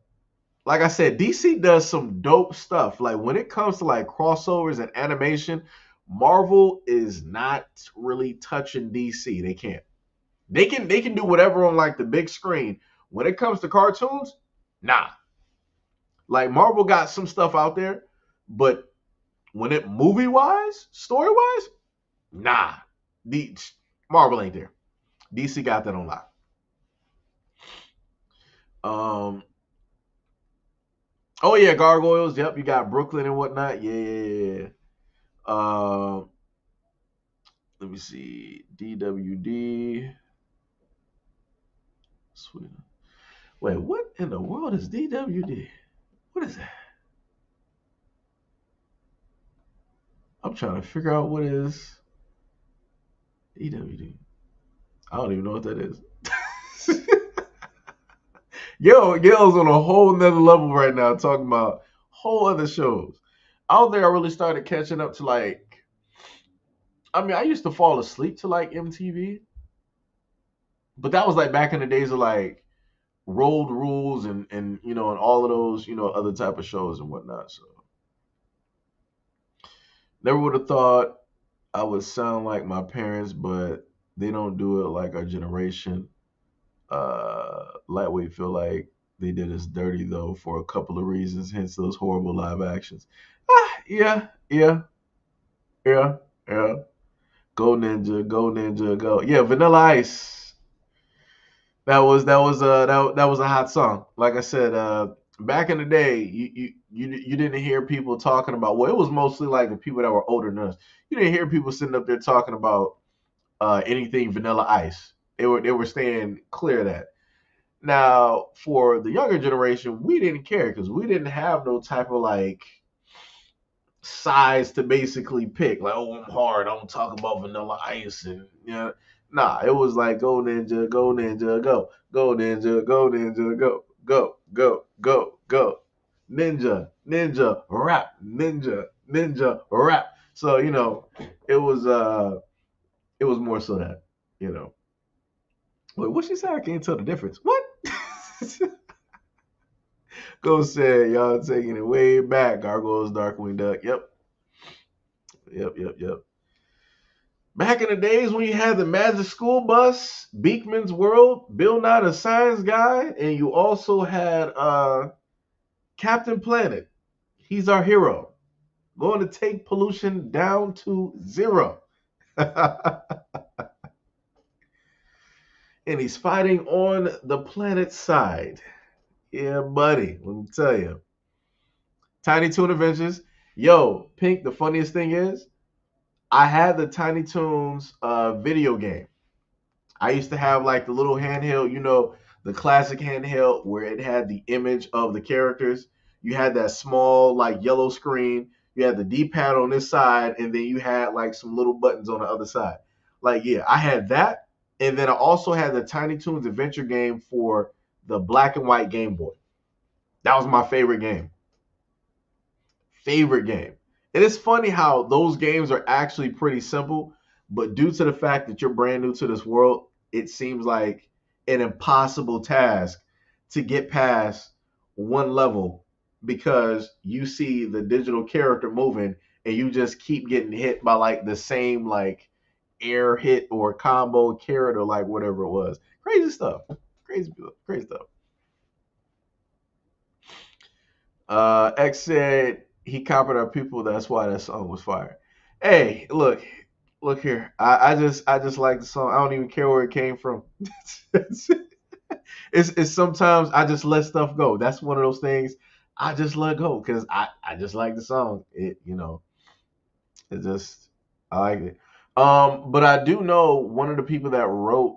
I think it was like Ice Ice Baby. I think it was a black dude that wrote that though.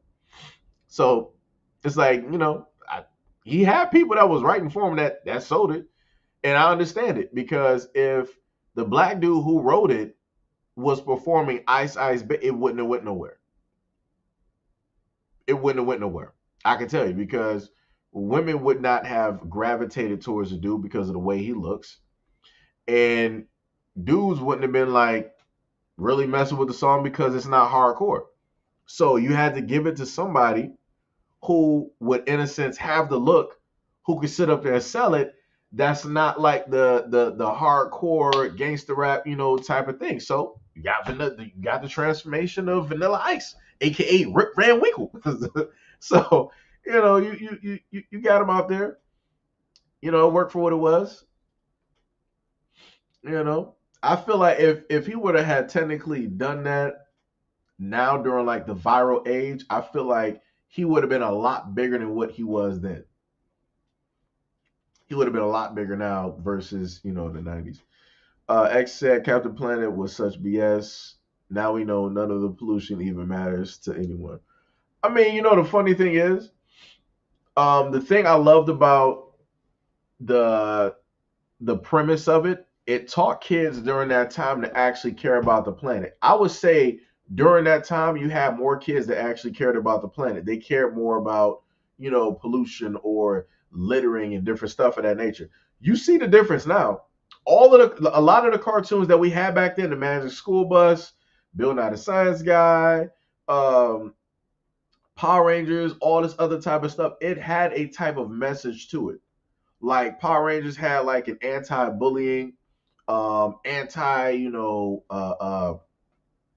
usage of certain materials.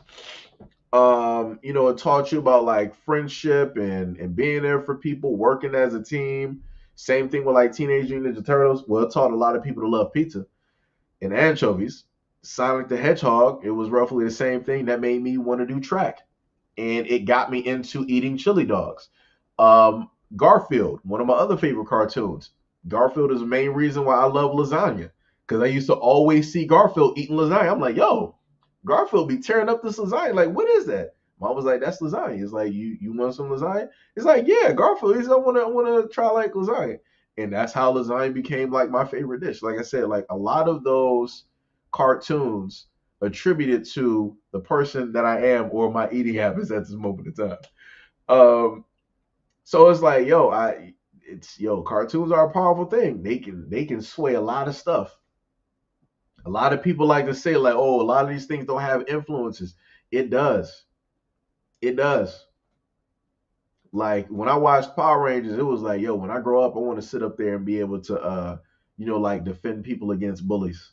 I want to be able to stand up for people, right? And that was because I sat up there and saw people who were actors, teenagers. Some of them were teenage. Billy was like the oldest Ranger, but a lot of them were, in a sense, teens during that time, and they were taking on, this role. And then from the perspective of kids, it's like, yo, this is real. It's like, yo, I want to be a Power Ranger. Like, how do I get in contact with Zordon? How do I get a Morpher? I want to do, this, that, and the third. So it's like a lot of those things, they have messages that are there that resonate. And, it will change the perception. It will change the view of, how a lot of people look at the world. So, I feel like it technically it matters. Oh, Gail Jones said DWD Darkwing Duck. Okay, I got you. And I can't tell the difference between Marvel and the other ones. So you can't tell the difference between Marvel and these. We're gonna have to have a conversation, Gail. We can't be doing this. Can't be doing this, man. Can't be up on this platform for God knows how long, and you're sitting up here telling me during a live stream you can't tell the difference between Marvel and DC. We're gonna have to have a conversation, Gail. We're gonna have to have a conversation. I don't know what this is. I don't know what this is. This is ridiculous.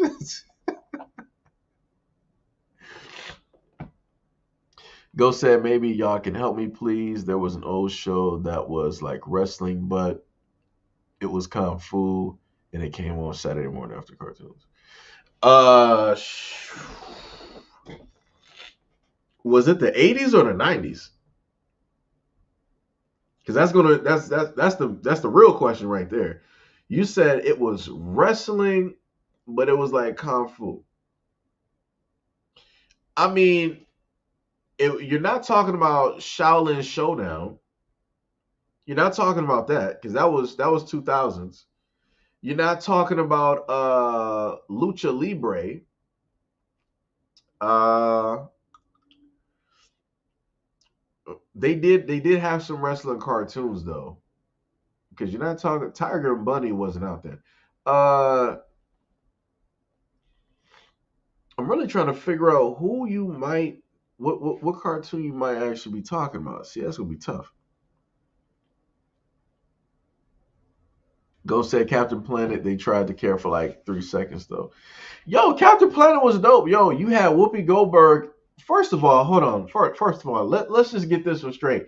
Whoopi Goldberg was Gaia. Let's just go over that again. Whoopi Goldberg. This is the only cartoon where, in a sense, a goddess was represented by a black woman. It was actually black. Gaia, who is Mother Earth, played by Whoopi Goldberg in the cartoon. How many cartoons can you list where a black woman played a goddess, played a powerful being in a positive role? In the character, you can actually see that it's a black woman. There is not a lot. There is not a lot, if any, other than Captain Planet. Like I said, hey. And then think of it like this. Correct me if I'm wrong, but Gaia was the one, I think, that gave the Planeteers the rings. Didn't she make those rings? And they were all made from elements of the planet. So you got a black woman that is a god that needs people that are on her planet that she represents. She imbued them. This black woman imbued all of these people. You got Asian, you got African, you got European, you got American, you got Indian. Took all of these ethnicities, brought them together, formulated a team, gave them powers nobody else had in order to protect the planet. Come on now. Come on now. I can't give you another cartoon where they did something like that and had a black woman in a positive role like that. You don't got no type of twerking.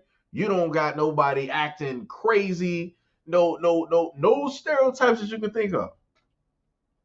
Like I said, I just got to be looking at stuff different, man.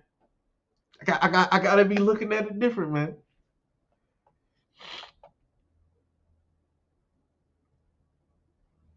Gail said it did. I chilled out with the littering a whole bunch because of Captain Planet. See.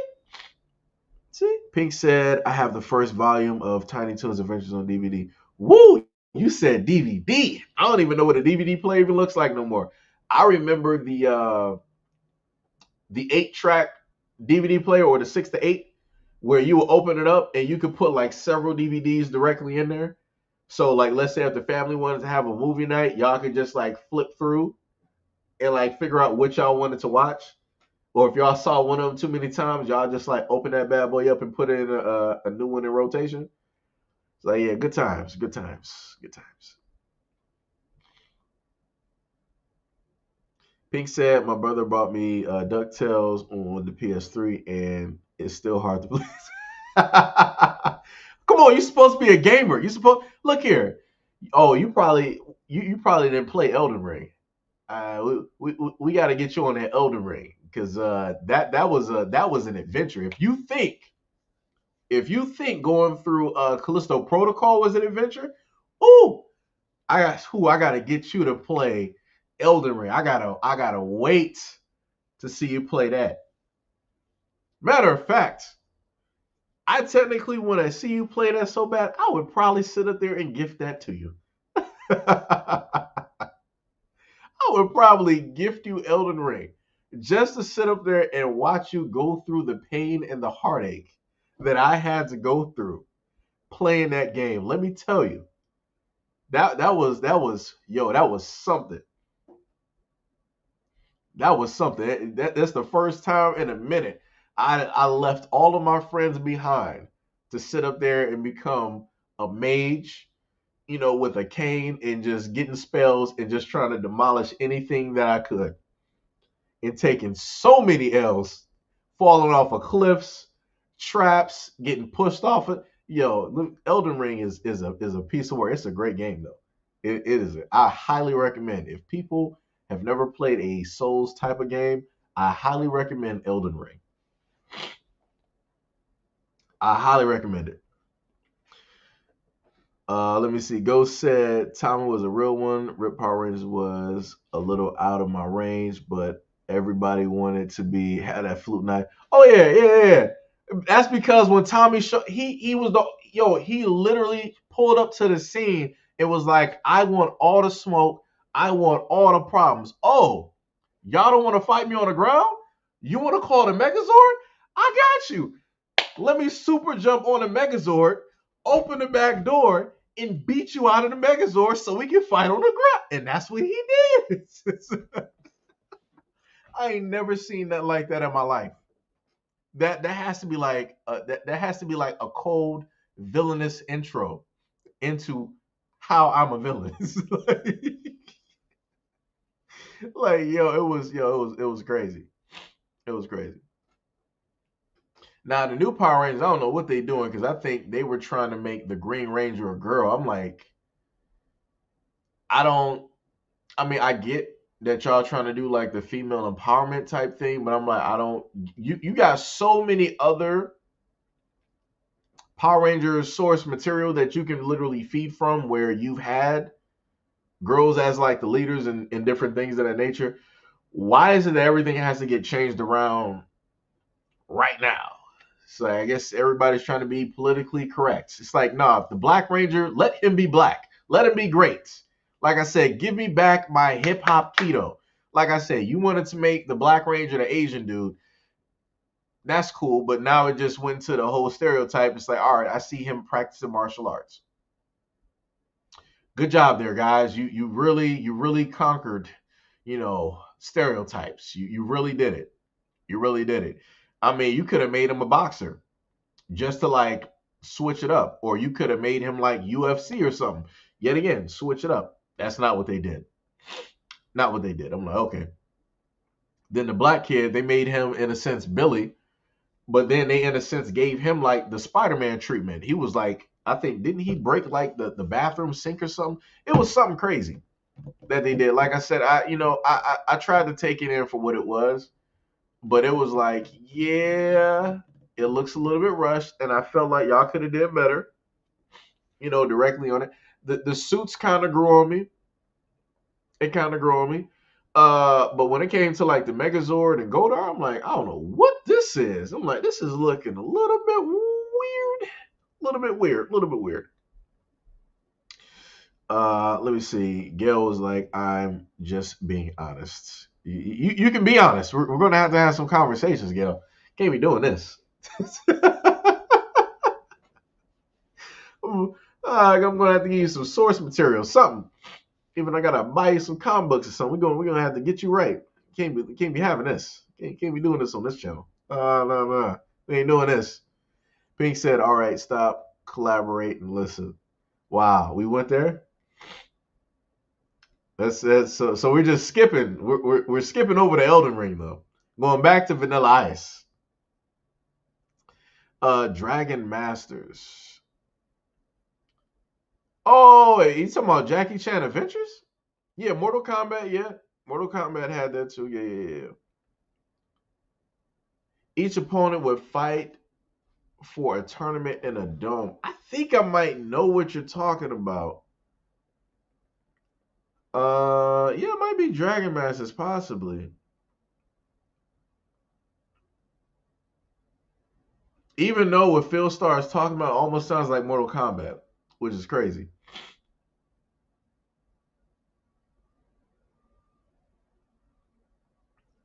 Gail Jones said that's kind of good, ain't it? But she is Goldberg.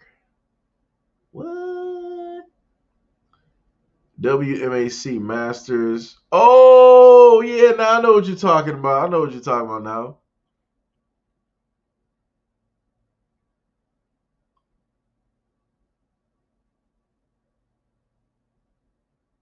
First of all, yeah, I'm not being rude. I was trying to be nice. I was like, I'll sit up there and have conversations with you to sit up there and clarify what it is. You sitting up here saying I'm being rude. All right, Gil.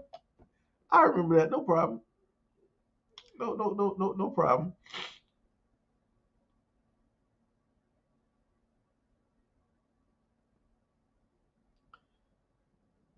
I want him to reach the underground arena.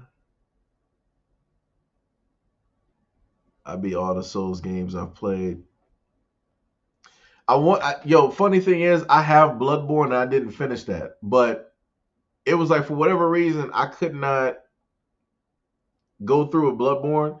But Elden Ring, for whatever reason, I also want to thank Legend of Zelda Breath of the Wild as another one of those Souls like type of games that also helped. That was all the way back in like 2017. So Breath of the Wild also helped me get into that mentality of going anywhere, climbing the highest peak, the highest mountain, exploring and looking for stuff. And yeah, so that and Elden Ring. That and Elden Ring. Let me tell you.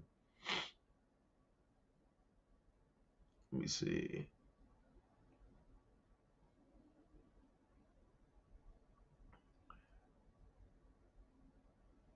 Let me see. Oh yeah, Street Sharks. That was another one. Yep. Pokemon live action.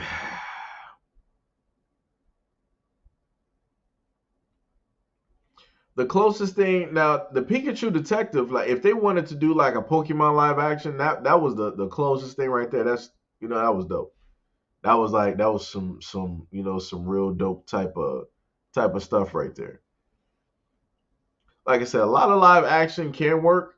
Now I will say this though, I love Pokemon, but I was more of a fan of Digimon, and that was due to the fact that you grew up with the Digidestin. No matter how old I got, I didn't grow up with Ash. I didn't see Ash like grow up, get to like adulthood, have kids, like a family, stuff like that. You didn't see that. Ash is still a kid.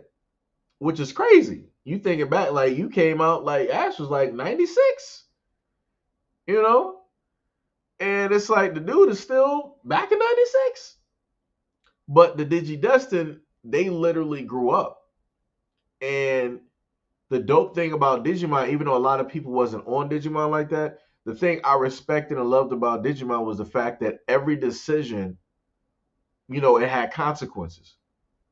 That's the reason why I liked, the Spider-Man cartoon, because it was like with great power comes great responsibility. It was the same thing with the Digidestin. Like it was these kids that were brought into the digital world. It was like it was all fun and all this other type of stuff, but it got real when it was like, yo, it could get to the point where we can't like leave, or we could end up losing our Digimon for good if we don't work together, or if we bite off more than we can chew. And you saw a lot of those things take place.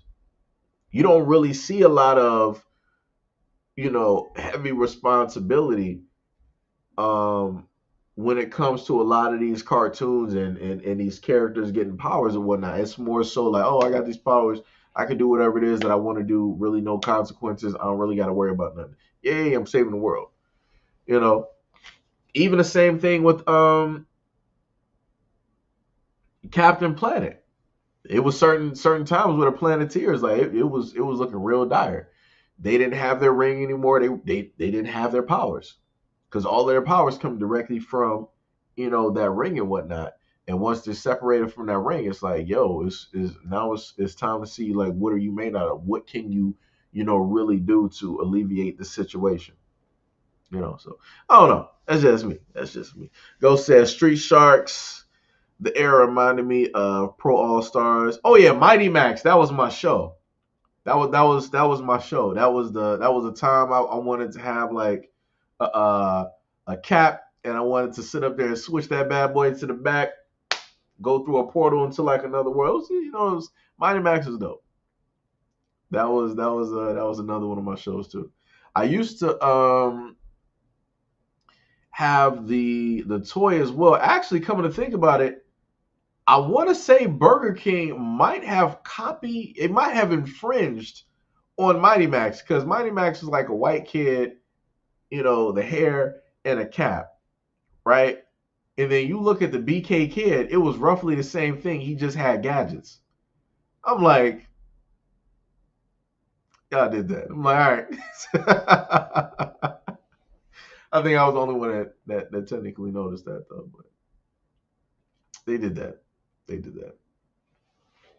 It was like, yeah, I really did that. But yeah, Pink, let me know when you're trying to play some Elden Ring.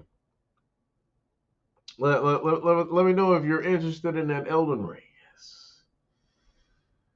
We're gonna send you through these Elden streets. We're gonna see what you're made out of. We're gonna test your metal. We're gonna see how you get through some of these puzzles, some of these bosses, because there's a lot of bosses. Let me tell you. And from one of my guys told me that I think Elden Ring is supposed to get an update, and I think they're going to have like 30 plus bosses. Let me see. Let me see DLC.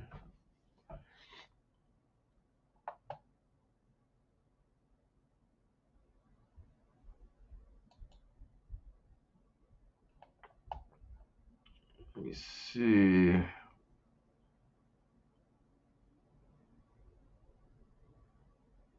Yeah, supposedly the Elden Ring DLC is supposed to be pretty huge, like 30 bosses and all this other type of stuff.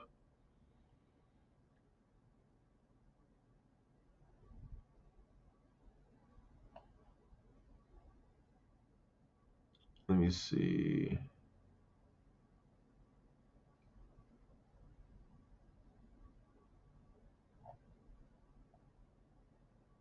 Oh,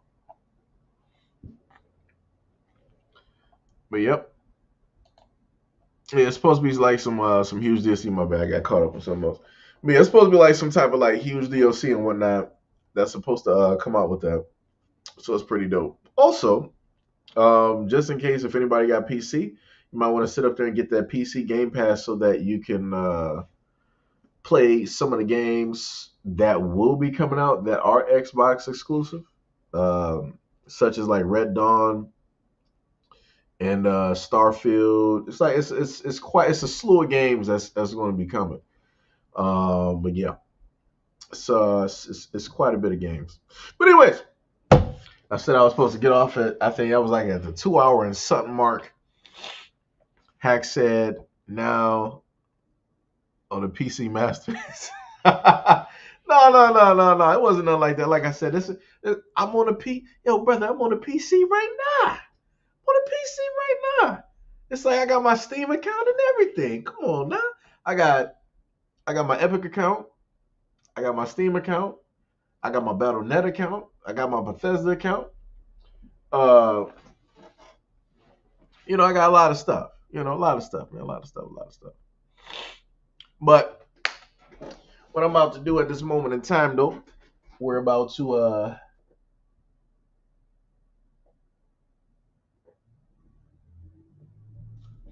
sit up here and leave.